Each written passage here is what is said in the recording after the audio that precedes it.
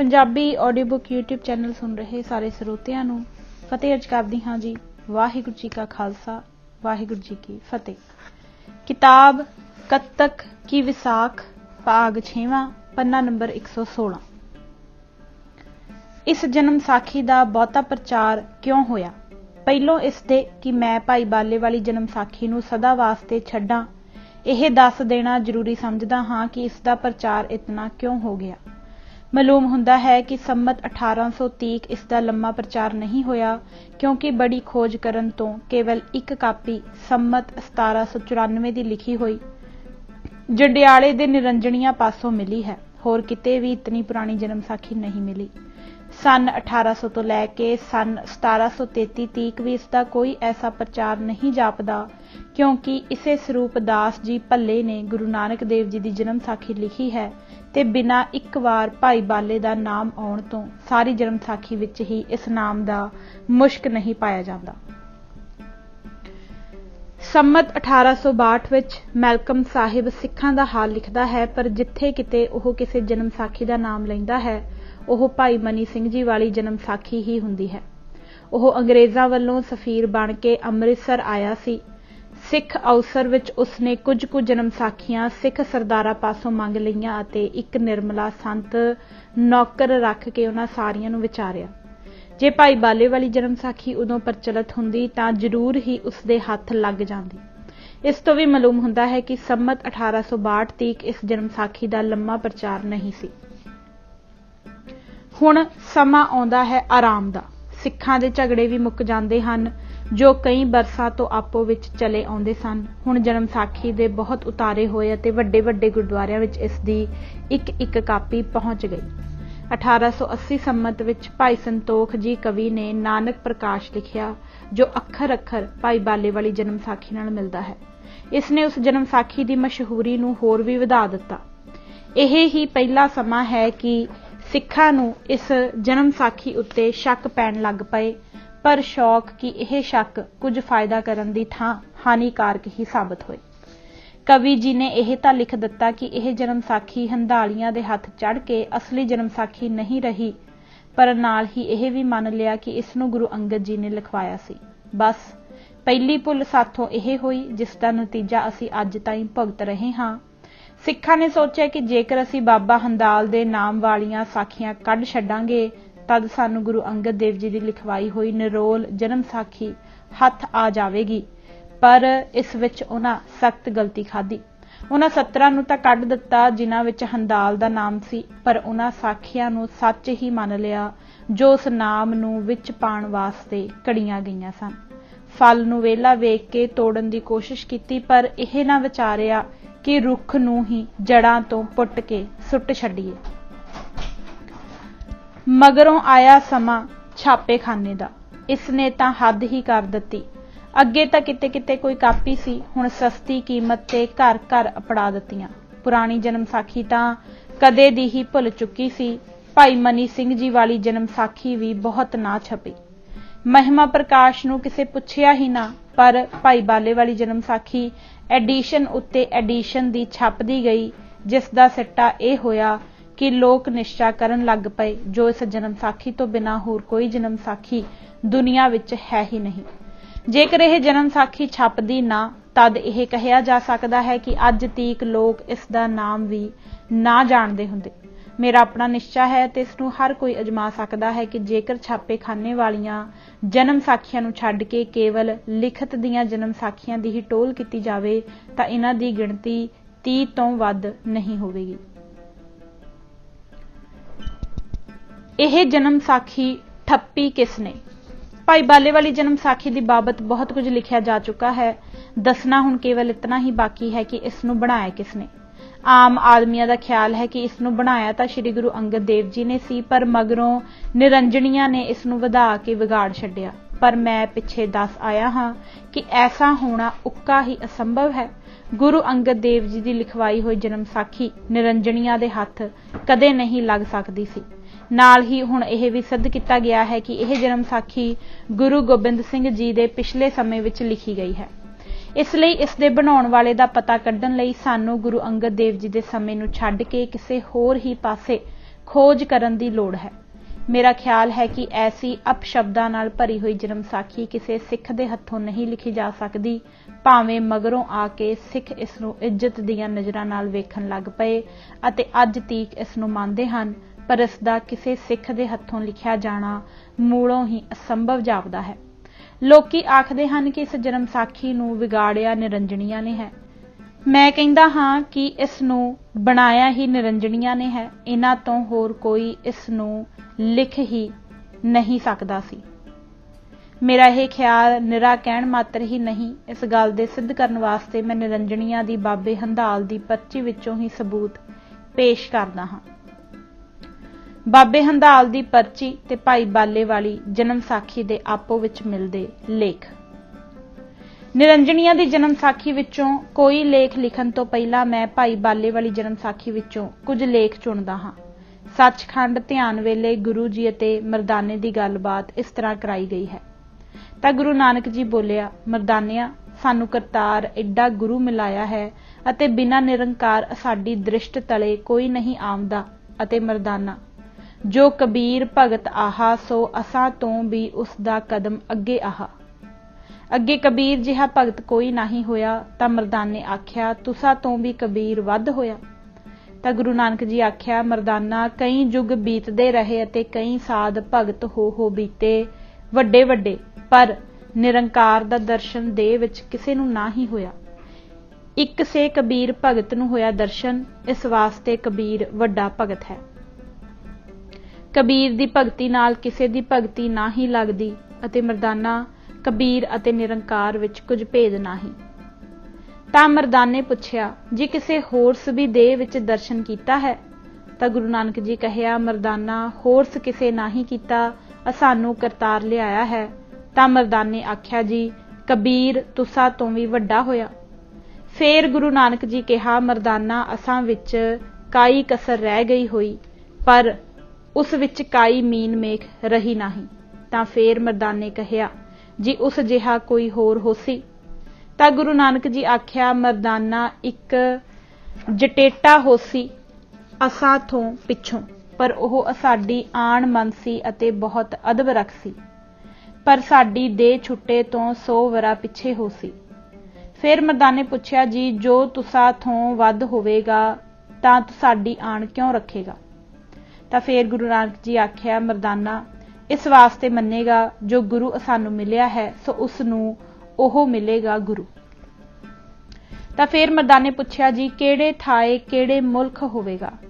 ਤਾਂ ਫਿਰ ਗੁਰੂ ਨਾਨਕ ਜੀ ਆਖਿਆ, ਮਰਦਾਨਾ ਬਟਾਲੇ ਦੇ ਪਰਗਣੇ ਵਿੱਚ ਹੋਵੇਗਾ। ਤਾਂ ਫਿਰ ਮਰਦਾਨੇ ਪੁੱਛਿਆ, ਜੀ ਤੁਸਾਂ ਜਿਹਾ ਹੋਸੀ? ਤਾਂ ਗੁਰੂ ਨਾਨਕ ਜੀ ਕਹਿਆ, ਮਰਦਾਨਾ, ਅਸਾਂ ਤੋਂ ਵੀ ਵੱਧ ਹੋਸੀ, ਪਰ ਵੱਡਾ ਗੁਰਮੁਖ ਹੋਸੀ ਅਰ ਗੁਰਭਾਈ ਕਰਕੇ ਸਾਡੀ ਆਣ ਰੱਖ ਸੀ। ਪ੍ਰਹਿਲਾਦ ਦੀ ਸਾਖੀ ਵਿੱਚ ਇਉਂ ਲਿਖਿਆ ਹੈ। ਤਾਂ ਮਰਦਾਨੇ ਪ੍ਰਹਿਲਾਦ ਭਗਤ ਨੂੰ ਪੁੱਛਿਆ, ਜੀ ਤੂੰ ਵੱਡਾ ਭਗਤ ਹੈ, ਤੇਰੇ ਵਾਸਤੇ ਰਾਮ ਵੱਡਾ ਚਲਤ ਦਿਖਾਇਆ ਥਾ, ਤੇਰੀ ਰਾਮ ਵੱਡੀ ਨਜ਼ਰ ਖੋਲੀ ਹੈ। ਅਜੀ ਕੋਈ ਇੱਥੇ ਹੋਰ ਵੀ ਪਹੁੰਚ ਸੀ ਕਿ ਕਬੀਰ ਅਤੇ ਨਾਨਕ ਪਹੁੰਚੇ ਹਨ? ਤਾਂ ਪ੍ਰਹਿਲਾਦ ਭਗਤ ਬੋਲਿਆ, ਭਾਈ ਪੁੱਛ ਨਾਨਕ ਤਪੇ ਨੂੰ ਕੋਈ ਹੋਰ ਆਵਸੀ ਕਿ ਨਾ ਆਵਸੀ? ਤਾਂ ਮਰਦਾਨੇ ਆਖਿਆ, ਜੀ ਤੁਸੀਂ ਵੱਡੇ ਭਗਤ ਹੋ ਅਤੇ ਅੱਗੇ ਗਏ ਹੋ, ਤੁਹਾਨੂੰ ਅਗਲੀਆਂ ਪਿਛਲੀਆਂ ਸਭ ਮਾਲੂਮ ਹਨ। ਤਾਂ ਪ੍ਰਹਿਲਾਦ ਕਹਿਆ, ਸੁਣ ਭਾਈ, ਹੋਰ ਇੱਕ ਇਸ ਤੋਂ ਪਿੱਛੇ ਇਸ ਦਾ ਗੁਰਭਾਈ ਹੋਵੇਗਾ, ਉਹ ਇੱਥੇ ਧੁਰ ਪਹੁੰਚੇਗਾ। ਹੋਰਸ ਦਾ ਕੰਮ ਨਹੀਂ, ਹੋਰ ਵੱਡੇ ਵੱਡੇ ਭਗਤ ਹੋਏ ਹੈਨਗੇ ਅਤੇ ਹੋਵਣਗੇ, ਪਰ ਪਹੁੰਚੇ ਨਹੀਂ ਅਰ ਨਾ ਪਹੁੰਚਣਗੇ। ਤਾਂ ਫੇਰ ਮਰਦਾਨੇ ਆਖਿਆ, ਜੀ ਉਹ ਕਦ ਹੋਸੀ ਅਤੇ ਕਿਹੜੇ ਯੁੱਗ ਵਿੱਚ ਹੋਸੀ? ਤਾਂ ਪ੍ਰਹਿਲਾਦ ਭਗਤ ਕਿਹਾ, ਸੁਣ ਭਾਈ ਮਰਦਾਨਾ, ਕਲਯੁਗ ਵਿੱਚ ਹੋਵੇਗਾ ਤੇ ਜਦ ਨਾਨਕ ਤਪਾ ਦੇ ਛੱਡੇਗਾ ਤਿਸ ਤੇ 100 ਵਰਾ ਪਿੱਛੇ ਪੈਦਾ ਹੋਸੀ, ਪਰ ਵੱਡਾ ਭਗਤ ਹੋਸੀ ਅਤੇ ਨਾਨਕ ਤਪੇ ਜਿਹਾ ਹੋਵੇਗਾ, ਅਤੇ ਇਹਨਾਂ ਤਰੇਹਾਂ ਦੇ ਤੁਲ ਹੋਰ ਕੋਈ ਭਗਤ ਨਹੀਂ। ਤਾਂ ਮਰਦਾਨੇ ਪੁੱਛਿਆ, ਜੀ ਤ੍ਰੈ ਕਿਹੜੇ ਕਿਹੜੇ? ਤਾਂ ਫੇਰ ਪ੍ਰਹਿਲਾਦ ਭਗਤ ਕਹਿਆ, ਸੁਣ ਭਾਈ, ਅੱਗੇ ਕਬੀਰ ਭਗਤ ਹੋਇਆ ਹੈ ਅਤੇ ਹੁਣ ਨਾਨਕ ਤਪਾ ਹੋਇਆ ਹੈ ਅਤੇ ਪਿੱਛੇ ਉਸ ਭਗਤ ਹੋਣਾ ਹੈ। ਤਾਂ ਮਰਦਾਨੇ ਪੁੱਛਿਆ, ਜੀ ਕਬੀਰ ਤਾਂ ਜੁਲਾਹਾ ਆਹਾ ਅਤੇ ਨਾਨਕ ਤਾਂ ਖੱਤਰੀ ਹੋਇਆ, ਦਿਖਾਂ ਜੀ ਉਹ ਭਗਤ ਕਿਸ ਵਰਣ ਵਿੱਚ ਹੋਸੀ ਅਤੇ ਕਿਹੜੀ ਧਰਤੀ ਕਿਹੜੇ ਸ਼ਹਿਰ ਵਿੱਚ ਹੋਵੇਗਾ? ਤਾਂ ਫੇਰ ਪ੍ਰਹਿਲਾਦ ਭਗਤ ਕਿਹਾ, ਸੁਣ ਭਾਈ, ਧਰਤੀ ਪੰਜਾਬ ਦੀ ਅਤੇ ਸ਼ਹਿਰ ਬਟਾਲੇ ਵਿੱਚ ਵਰਨ ਜੱਟ ਦਾ ਹੋਵੇਗਾ। ਤਾਂ ਫੇਰ ਮਰਦਾਨੇ ਆਖਿਆ, ਜੀ ਕਿਹਾ ਜਿਹਾ ਹੋਸੀ। ਤਾਂ ਫੇਰ ਪ੍ਰਹਿਲਾਦ ਭਗਤ ਕਹਿਆ, ਸੁਣ ਭਾਈ, ਭਾਵੇਂ ਕੋਈ ਰੰਜ ਹੋਵੇ, ਭਾਵੇਂ ਕੋਈ ਖੁਸ਼ੀ ਹੋਵੇ, ਉਹ ਭਗਤ ਕਬੀਰ ਅਤੇ ਨਾਨਕ ਤੋਂ ਵੱਧ ਹੋਸੀ। ਤਾਂ ਗੁਰੂ ਨਾਨਕ ਜੀ ਕਿਹਾ, ਕਿਉਂ ਮਰਦਾਨਾ, ਸਾਡਾ ਆਖਿਆ ਝੂਠ ਜਾਤਾ ਆਹੋ ਨਾ। ਤਾਂ ਮਰਦਾਨਾ ਗੁਰੂ ਜੀ ਦੇ ਚਰਨਾਂ ਉੱਤੇ ਡਹਿ ਪਿਆ, ਜੀ ਮੈਂ ਭੁੱਲਾ ਹਾਂ, ਤੁਸੀਂ ਮੈਨੂੰ ਬਖਸ਼ੋ। ਤਾਂ ਗੁਰੂ ਜੀ ਕਹਿਆ, ਮਰਦਾਨਾ, ਜੋ ਪੂਰਨ ਮਹਾਂਪੁਰਖ ਹਨ ਸੋ ਪਾਜ ਨਹੀਂ ਰੱਖਦੇ, ਉਹ ਜਿਉਂ ਦੀ ਤਿਉਂ ਆਖਦੇ ਹਨ। ਤਾਂ ਪ੍ਰਹਿਲਾਦ ਭਗਤ ਕਿਹਾ, ਹਾਂ ਤਪਾ ਜੀ, ਇਹੋ ਹੀ ਜੋਗ ਹੈ। ਉਹ ਜੋ ਸਤਪੁਰਖ ਹਨ ਸੋ ਆਪਣੀ ਵਡਿਆਈ ਨਹੀਂ ਕਰਦੇ, ਉਹ ਜਿਉਂ ਕੀ ਤਿਉਂ ਕਹਿ ਦੇਤੇ ਹਨ। ਧਰੂ ਭਗਤ ਦੀ ਗੋਸ਼ਟ ਵਿੱਚ ਗੁਰੂ ਜੀ ਇਉਂ ਕਹਿੰਦੇ ਹਨ, ਆਗੇ ਹੁਆ ਅਬ ਵੀ ਹੋਏ, ਏਕ ਕਬੀਰਾ ਨਾਨਕ ਦੋਏ, ਤੀਜਾ ਹੋਏ ਹੰਦਾਲ ਜਟੇਟਾ, ਜਾਕੋ ਆਪ ਨਿਰੰਜਨ ਭਟਾ। ਧਰੂ ਭਗਤ ਵਾਚ, ਸੁਣ ਨਾਨਕ ਤੂੰ ਝੂਠ ਕਿਉਂ ਕਹਿਤਾ, ਕੋਈ ਬਿਨਾ ਕਬੀਰ ਨਹਿ ਪਹੁਤਾ, ਨਾ ਉਹ ਹੁਆ ਨਾਉ ਨਿਸ਼ਾਨ, ਕਿਉਂ ਝੂਠੀ ਸਾਖ ਭਰੋ ਨਿਦਾਨ। गुरु नानक जी वाच, देखोगे जब ऐसा होए, एक पलक में पहुंचे सोए, बेद कतेब की करू न कान, सच नाम ताको निशान, सुन हो ध्रू रखीसर भाई, नानक सखी साख सुनाई। दीन दयाल दी गोष्ट विच दीन दयाल गुरु जी पासों पुछदा, कहो भाई कोई और भी हमारा भाई है, अर हमारी देह कद छूटेगी, अर अब हमारा नाव क्या है। ता गुरु नानक जी कहया, अब हमारा नाव दीनानाथ दयाल है, और तुम्हारा भाई हंदाल होवेगा, और जद ओह मुस्केगा तब तुम्हारी देह छुटेगी। ता फेर दीनानाथ दयाल पुछया, जी तद उसदा नाव क्या था। ता गुरु नानक जी कहया, भाई तद उसदा नाव बीरम देव था, और राजे उदय सिंह का बेटा था, और राजे जनक दा दामाद था, और हम तुम उसका बहुत अदब रखते थे, उसकी बराबरी कोई ना कर सकता, और अब भी भारा भगत होवेगा। ता दीनानाथ दयाल कहया, कहो भाई नानक, त्रेते युग महता राजे जनक के हम तुम इकट्ठे थे, और अब भी इकट्ठे हुए, और द्वापर में तुम कहाँ रहे। ता गुरु नानक जी कहया, हम तो तेली के घर बसे थे। ता दीनानाथ दयाल कहा, सुनो तो जी तब हम कहाँ थे। तब गुरु नानक जी कहया, तब तुम हर प्रसाद बाणिए के घर थे। भला जी तब बीरम देव कहाँ था। ता गुरु नानक जी कहया, वह पंडित के घर था। ता दीन दयाल कहया, तब तुम्हारा नाम क्या था, और उसका नाम क्या था, और हमारा नाम क्या था। ता गुरु नानक जी कहया, हमारा नाम सुंदर था, और तेरा नाम रामू था, और उसका नाम अर्जन मल था।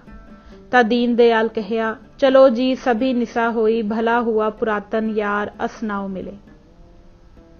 कंधार दी साखी विच यार अली गुरु जी पासों पुछदा है, यार अली शुमा नाम चीदारी, गुरु जी मां नाम नानक निरंकारी। यार अली शुमा पीर रुफ्त, गुरु जी मां पीर जिंद पीर। इन्हां उपरलियां साखियां तो ते उन्हां साखियां तो ਜਿਹੜੀਆਂ ਇਸ ਪੁਸਤਕ ਦੇ ਆਰੰਭ ਵਿੱਚ ਹੀ ਦੱਸੀਆਂ ਗਈਆਂ ਹਨ, ਹੇਠ ਲਿਖੀਆਂ ਗੱਲਾਂ ਸਿੱਧ ਹੁੰਦੀਆਂ ਹਨ। ਪਹਿਲੀ, ਸਤਿਗੁਰੂ ਨਾਨਕ ਦੇਵ ਜੀ ਤ੍ਰੇਤੇ ਯੁੱਗ ਵਿੱਚ ਰਾਜਾ ਜਨਕ ਦੇ ਸੇਵਕ ਸਨ, ਝੂਠ ਬੋਲਦੇ ਅਤੇ ਮੂਰਤੀ ਪੂਜਾ ਕਰਦੇ ਸਨ। ਪਰ ਹੰਦਾਲ ਜੀ ਤ੍ਰੇਤੇ ਵਿੱਚ ਰਾਜਾ ਉਦੈ ਸਿੰਘ ਦੇ ਪੁੱਤਰ ਅਤੇ ਰਾਜਾ ਜਨਕ ਦੇ ਜਵਾਈ ਸਨ। ਦੂਜਾ, ਗੁਰੂ ਜੀ ਦੁਆਪਰ ਵਿੱਚ ਤੇਲੀ ਦੇ ਘਰ ਪੈਦਾ ਹੋਏ ਸੇ, ਪਰ ਹੰਦਾਲ ਜੀ ਪੰਡਤ ਦੇ ਘਰ। ਤੀਜਾ, गुरु जी की अपनी जबानी अखवाया गया है कि साथों वड्डा कबीर है ते कबीर तो वड्डा हंदाल है। चौथा, गुरु जी सचखंड विच दर्जे दर्जे चढ़ के पहुंचे हैं, पर हंदाल एक एक पल विच जा पहुंचेगा। पंजवां, गुरु जी ते हंदाल गुरभाई हैं। गुरु जी दा गुरु जिंद पीर है, इसलिए वह हंदाल दा गुरभाई होण सदका ही हंदाल गुरु जी की आण मन्नेगा, नहीं तो असल विच वह गुरु जी नालों बहुत वड्डा है। होर सब गल्लां तां पाठकां दी समझ विच आ गईयां होणगीਆਂ कि किस तरह गुरु जी नूं छोटा ते हंदाल नूं वड्डा दस्सिया गया है, पर अंत दी गल शायद कईयां ने ना समझी होवे, इसलिए ओह भेद खोल दिता जांदा है। छेकड़ दी गल यह है कि गुरभाई होण दा सदका हंदाल गुरु जी दी आण मन्नेगा, पर पाठक जी ਉਹ ਆਣ ਕਿਹੜੀ ਹੈ। ਲਓ ਸੁਣੋ। ਭਾਵੇਂ ਨਿਰੰਜਣੀਏ ਆਪਣੇ ਆਪ ਨੂੰ ਗੁਰੂ ਨਾਨਕ ਜੀ ਦੀ ਸਿੱਖੀ ਤੋਂ ਅੱਡ ਸਮਝਦੇ ਹਨ, ਪਰ ਮੁੱਢ ਤੋਂ ਲੈ ਕੇ ਅੱਜ ਤੀਕ ਸਤਿਗੁਰਾਂ ਦੀ ਬਾਣੀ ਨੂੰ ਹੀ ਮੰਨਦੇ ਹਨ। ਸ਼੍ਰੀ ਗੁਰੂ ਗ੍ਰੰਥ ਸਾਹਿਬ ਜੀ ਹੀ ਉਹਨਾਂ ਦੇ ਮੰਨਣ ਵਾਲੀ ਬਾਣੀ ਹੈ, ਹੋਰ ਕੋਈ ਨਹੀਂ। ਇਹ ਹੈ ਆਣ ਜੋ ਹੰਧਾਲ ਗੁਰੂ ਜੀ ਦੀ ਮੰਨੇਗਾ।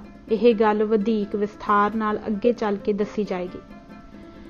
ਨਿਰੰਜਣੀਆਂ ਵਿੱਚ ਇਹ ਪ੍ਰਸਿੱਧ ਗੱਲ ਹੈ ਕਿ ਬਾਬੇ ਹੰਧਾਲ ਦਾ ਜੀਵਨ ਚਰਿੱਤਰ ਬਾਬੇ ਹੋਰਾਂ ਦੇ ਸਪੁੱਤਰ ਬਾਬਾ ਬਿਧੀ ਚੰਦ ਜੀ ਨੇ ਲਿਖਵਾਇਆ ਸੀ, ਜੋ ਬਾਬੇ ਹੰਧਾਲ ਦੇ ਮਗਰੋਂ ਨਿਰੰਜਣੀਆਂ ਦੇ ਗੁਰੂ ਹੋਏ ਸਨ। ਉਸ ਜੀਵਨ ਚਰਿੱਤਰ ਦਾ ਨਾਮ ਹੈ ਪਰਚੀ ਬਾਬਾ ਹੰਧਾਲ ਜੀ ਦੀ। ਮੈਂ ਉਸ ਵਿੱਚੋਂ ਕੁਝ ਕੁ ਲੇਖ ਕੱਢ ਕੇ ਆਪ ਦੇ ਪੇਸ਼ ਕਰਦਾ ਹਾਂ। ਜਿਸ ਵੇਲੇ ਦੱਖਣ ਵੱਲੋਂ ਤਪ ਕਰਕੇ ਆਪ ਜੰਡਿਆਲੇ ਆ ਰਹੇ ਤਾਂ ਆਪ ਦੀ ਨਿਤ ਕਿਰਿਆ ਇਹ ਸੀ ਕਿ ਆਪ ਸਵਾ ਪਹਿਰ ਦੇ ਤੜਕੇ ਉੱਠ ਕੇ ਨੱਥੂਆਣੇ ਜਾ ਇਸ਼ਨਾਨ ਕਰਦੇ ਅਤੇ ਹਰਮੰਦਰ ਵਿੱਚ ਆ ਬੈਠਦੇ। ਇੱਕ ਦਿਨ ਦਾ ਸਮਾਚਾਰ ਹੈ ਕਿ ਆਪ ਜਦ ਸਵਾ ਪਹਿਰ ਦੇ ਤੜਕੇ ਨੱਥੂਆਣੇ ਗਏ ਤਾਂ ਕੀ ਵੇਖਦੇ ਹਨ, ਜੋ ਜਿੰਦ ਪੀਰ ਆਉਂਦਾ ਹੈ, ਆਪ ਝੱਟ ਚਰਨੀ ਲੱਗੇ ਤੇ ਜਬ ਹੰਦਾਲ ਜੀ ਚਰਨੀ ਪਰੇ, ਬਾਹਾਂ ਪੀਛੇ ਪੈ ਗਈਆਂ ਮਗਰੇ, तब बाबे जिंदे थापी पिठलाई, तब हंदाल भगत के कपाट खुल जाई।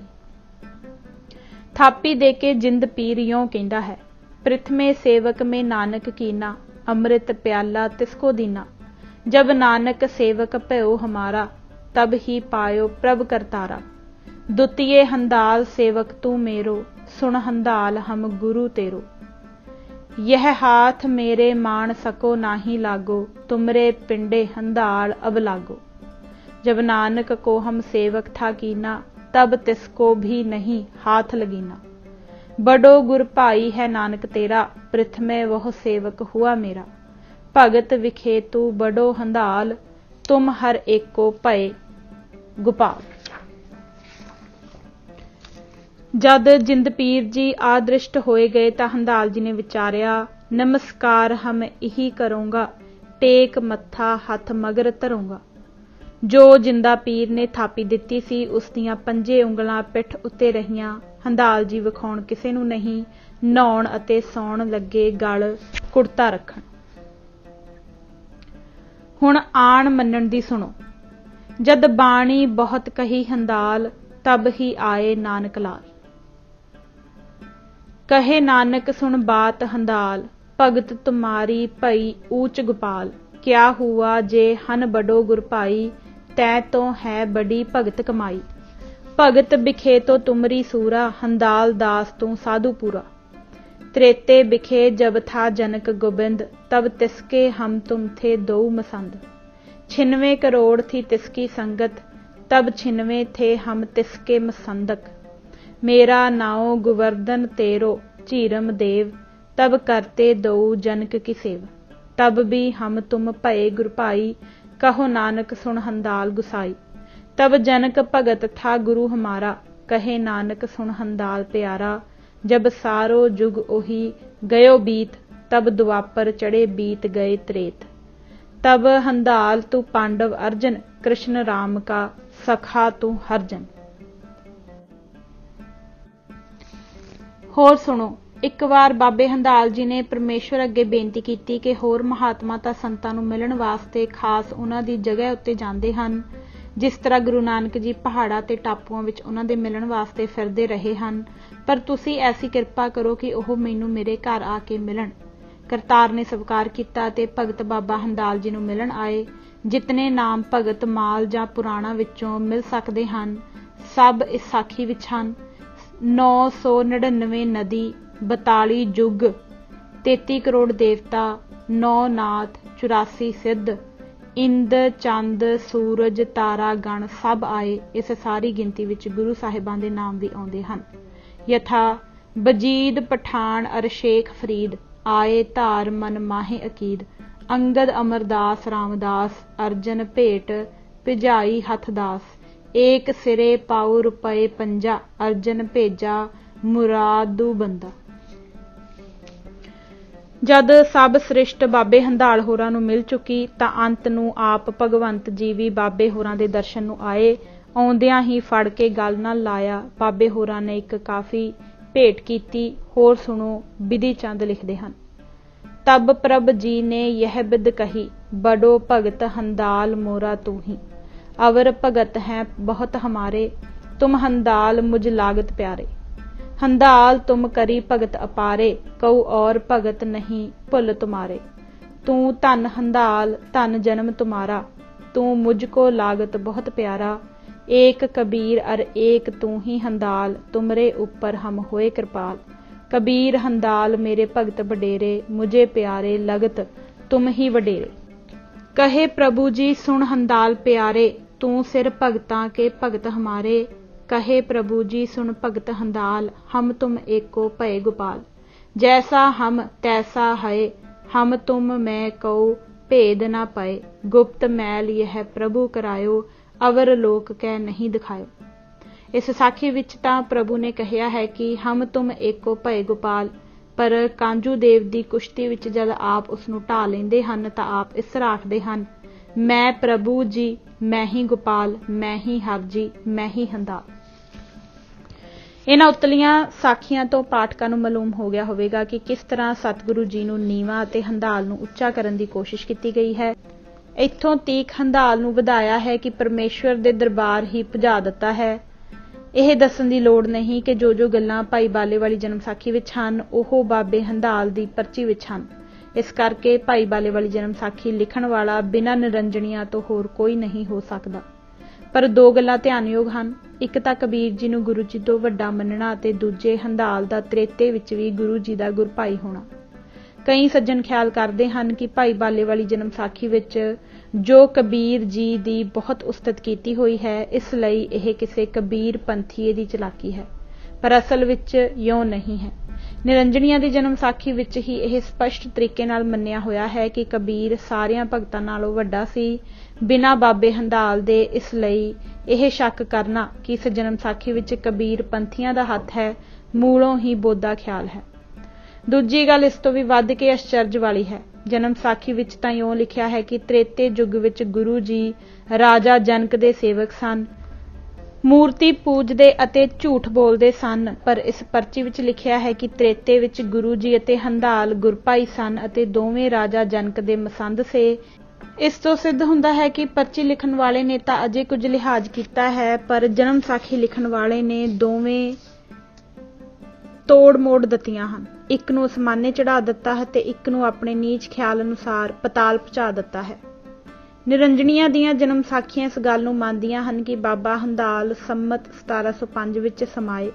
ਉਹਨਾਂ ਦੇ ਮਗਰੋਂ ਉਹਨਾਂ ਦੇ ਪੁੱਤਰ ਬਾਬਾ ਬਿਧੀ ਚੰਦ ਜੀ ਗੱਦੀ ਦੇ ਮਾਲਕ ਬਣੇ। ਇਸ ਲਈ ਕਿਹਾ ਜਾ ਸਕਦਾ ਹੈ ਕਿ ਜੋ ਕੁਝ ਅੱਜ ਕੱਲ੍ਹ ਭਾਈ ਬਾਲੇ ਵਾਲੀ ਜਨਮ ਸਾਖੀ ਵਿੱਚ ਲਿਖਿਆ ਹੋਇਆ ਅਸੀਂ ਵੇਖ ਰਹੇ ਹਾਂ, ਇਸ ਦਾ ਮੁੱਢ ਬਾਬਾ ਬਿਧੀ ਚੰਦ ਜੀ ਨੇ ਹੀ ਬੱਧਾ ਸੀ। ਆਪ ਗੁਰੂ ਹਰ ਰਾਏ ਸਾਹਿਬ ਜੀ ਦੇ ਸਮੇਂ ਵਿੱਚ ਹੀ ਸਮਾਏ ਸਨ। ਆਪ ਦੇ ਮਗਰੋਂ ਆਪ ਦੇ ਪੁੱਤਰ ਬਾਬਾ ਦਈ ਦਾਸ ਜੀ ਹੋਏ, ਜਿਸ ਤੋਂ ਮਗਰੋਂ ਬਾਬਾ ਕਾਲ ਦਾਸ ਸੀ। ਨਿਰੰਜਣੀਆਂ ਦੇ ਚੌਥੇ ਗੁਰੂ ਬਾਬਾ ਕਾਲ ਦਾਸ ਜੀ ਗੁਰੂ ਗੋਬਿੰਦ ਸਿੰਘ ਜੀ ਦੇ ਸਮਕਾਲੀ ਹੋਏ ਹਨ। ਭਾਈ ਬਾਲੇ ਵਾਲੀ ਜਨਮ ਸਾਖੀ ਇਹਨਾਂ ਦੇ ਸਮੇਂ ਹੀ ਪਹਿਲਾਂ ਪਹਿਲ ਲਿਖੀ ਗਈ ਜਾਪਦੀ ਹੈ। ਜੋ ਅਪਸ਼ਬਦ ਬਾਬਾ ਬਿਧੀ ਚੰਦ ਹੋਰਾਂ ਨੇ ਆਪਣੀ ਪਰਚੀ ਵਿੱਚ ਲਿਖੇ, ਉਹ ਹੌਲੀ ਹੌਲੀ ਵੱਧਦੇ ਇਹੋ ਰੋਗ ਲਿਆਏ ਕਿ ਆਪ ਦੇ ਕਿਸੇ ਸ਼ਰਧਾਲੂ ਨੇ ਭਾਈ ਬਾਲੇ ਦੇ ਨਾਂ ਉੱਤੇ ਇੱਕ ਜਨਮ ਸਾਖੀ ਹੀ ਚੁੱਕ ਲਿਖੀ, ਤਾਂ ਕਿ ਦੋਹਾਂ ਬੰਨਿਆਂ ਵੱਲੋਂ ਇਹ ਗੱਲ ਸਾਬਤ ਹੋ ਜਾਵੇ ਕਿ ਬਾਬਾ ਹੰਦਾਲ ਸੱਚਮੁੱਚ ਹੀ ਵੱਡੇ ਅਤੇ ਸ੍ਰੀ ਗੁਰੂ ਨਾਨਕ ਦੇਵ ਜੀ ਤਿੰਨਾਂ ਤੋਂ ਛੋਟੇ ਸਨ। ਇਸ ਤੋਂ ਮਗਰੋਂ ਭਾਈ ਬਾਲੇ ਵਾਲੀ ਜਨਮ ਸਾਖੀ ਲਿਖਣ ਵਿੱਚ ਜੇਕਰ 30 ਵਰ੍ਹੇ ਲੱਗ ਗਏ ਹੋਣ ਤਾਂ ਅਸੰਭਵ ਨਹੀਂ। ਗੁਰੂ ਗੋਬਿੰਦ ਸਿੰਘ ਜੀ ਸੰਮਤ 1732 ਵਿੱਚ ਗੱਦੀ ਉੱਤੇ ਬੈਠੇ ਸਨ। ਇਸ ਲਈ ਇਹ ਗੱਲ ਚੰਗੇ ਵਿਸ਼ਵਾਸ ਨਾਲ ਕਹੀ ਜਾ ਸਕਦੀ ਹੈ ਕਿ ਭਾਈ ਬਾਲੇ ਵਾਲੀ ਜਨਮ ਸਾਖੀ ਸ੍ਰੀ ਗੁਰੂ ਗੋਬਿੰਦ ਸਿੰਘ ਜੀ ਦੇ ਸਮੇਂ ਤੋਂ ਪਹਿਲਾਂ ਨਹੀਂ ਬਣੀ, ਆਪ ਦੇ ਅਖੀਰਲੇ ਸਮੇਂ ਵਿੱਚ ਬਣੀ ਹੋਵੇਗੀ। ਹੁਣ ਸਾਨੂੰ ਇਹ ਮਾਲੂਮ ਕਰਨ ਵਿੱਚ ਕੋਈ ਔਕੜ ਨਹੀਂ ਕਿ ਜਨਮ ਸਾਖੀ ਲਿਖਣ ਵਾਲੇ ਨੇ ਸ੍ਰੀ ਗੁਰੂ ਅੰਗਦ ਦੇਵ ਜੀ ਦਾ ਨਾਮ ਕਿਉਂ ਨਾਲ ਜੋੜ ਦਿੱਤਾ।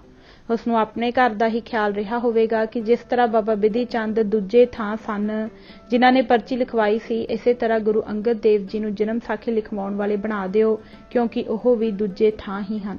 ਨਾਲ ਹੀ ਇਹ ਸਿੱਧ ਹੋ ਜਾਵੇਗਾ ਕਿ ਜਨਮ ਸਾਖੀ ਬਾਬੇ ਹੰਦਾਲ ਦੇ ਜਨਮ ਤੋਂ ਪਹਿਲਾਂ ਦੀ ਲਿਖੀ ਹੋਈ ਹੈ, ਜੋ ਸਿੱਧ ਕਰੂ ਕਿ ਬਾਬੇ ਹੰਦਾਲ ਬਾਬਤ ਗੁਰੂ ਜੀ ਨੇ ਵੀ ਭਵਿੱਖਤ ਬਚਨ ਕਹੇ ਸਨ, ਜਿਸ ਤਰ੍ਹਾਂ ਕਿ ਸ੍ਰੀ ਗੁਰੂ ਨਾਨਕ ਦੇਵ ਜੀ ਬਾਬਤ ਪੁਰਾਣਾਂ ਵਿੱਚ ਲੱਭਦੇ ਹਨ। ਕਿਉਂਕਿ ਬਾਬੇ ਹੰਦਾਲ ਦਾ ਤਾਂ ਕਿਸੇ ਪੁਰਾਣ ਵਿੱਚ ਨਾਮ ਨਹੀਂ ਸੀ, ਇਸ ਲਈ ਇਸ ਘਾਟੇ ਨੂੰ ਪੂਰਾ ਕਰਨ ਵਾਸਤੇ ਉਹਨਾਂ ਇਹ ਜਨਮ ਸਾਖੀ ਹੀ ਘੜ ਲਈ। ਨਾਲ ਹੀ ਇਹ ਵੀ ਵਿਚਾਰਿਆ ਜਾਪਦਾ ਹੈ ਕਿ ਸ਼ਾਇਦ ਕੋਈ ਅਜਿਹੀ ਹਨੇਰਗਰਦੀ ਨੂੰ ਨਾ ਹੀ ਮੰਨੇ, ਇਸ ਦਾ ਵੀ ਕੋਈ ਇਲਾਜ ਚਾਹੀਏ। ਸੋ ਮਰਦਾਨੇ ਨਾਲ ਬਾਲੇ ਨੂੰ ਰਲਾ ਦਿੱਤਾ, ਜਿਸ ਨੇ ਆ ਕੇ ਸਾਰੀ ਜਨਮ ਸਾਖੀ ਸ੍ਰੀ ਗੁਰੂ ਅੰਗਦ ਦੇਵ ਜੀ ਨੂੰ ਸੁਣਾਈ। ਪਰ ਸ਼ੌਕ ਕਿ ਇੰਨੀ ਵਿਚਾਰ ਕਰਦਿਆਂ ਹੋਇਆਂ ਵੀ ਜਨਮ ਸਾਖੀ ਲਿਖਣ ਵਾਲਾ ਸਖਤ ਉਕਾਈ ਖਾ ਗਿਆ। ਆਰੰਭ ਵਿੱਚ ਹੀ ਲਿਖਦਾ ਹੈ ਕਿ ਇਹ ਜਨਮ ਸਾਖੀ ਲਿਖੀ ਗਈ ਸੰਮਤ 1582 ਨੂੰ, ਲਿਖਵਾਈ ਭਾਈ ਬਾਲੇ ਨੇ ਅਤੇ ਲਿਖੀ ਪੈੜੇ ਮੋਖੇ ਨੇ ਸ੍ਰੀ ਗੁਰੂ ਅੰਗਦ ਦੇਵ ਜੀ ਦੇ ਹਜ਼ੂਰ। ਪਰ ਉਸ ਭੋਲੇ ਪਰ ਪੱਕੇ ਵਿਰੋਧੀ ਨੂੰ ਇਹ ਨਾ ਫੁਰਿਆ ਕਿ ਸੰਮਤ 1582 ਤੀਕ ਤਾਂ ਸ੍ਰੀ ਗੁਰੂ ਅੰਗਦ ਦੇਵ ਜੀ ਸ੍ਰੀ ਗੁਰੂ ਨਾਨਕ ਦੇਵ ਜੀ ਨੂੰ ਮਿਲੇ ਹੀ ਨਹੀਂ ਸਨ।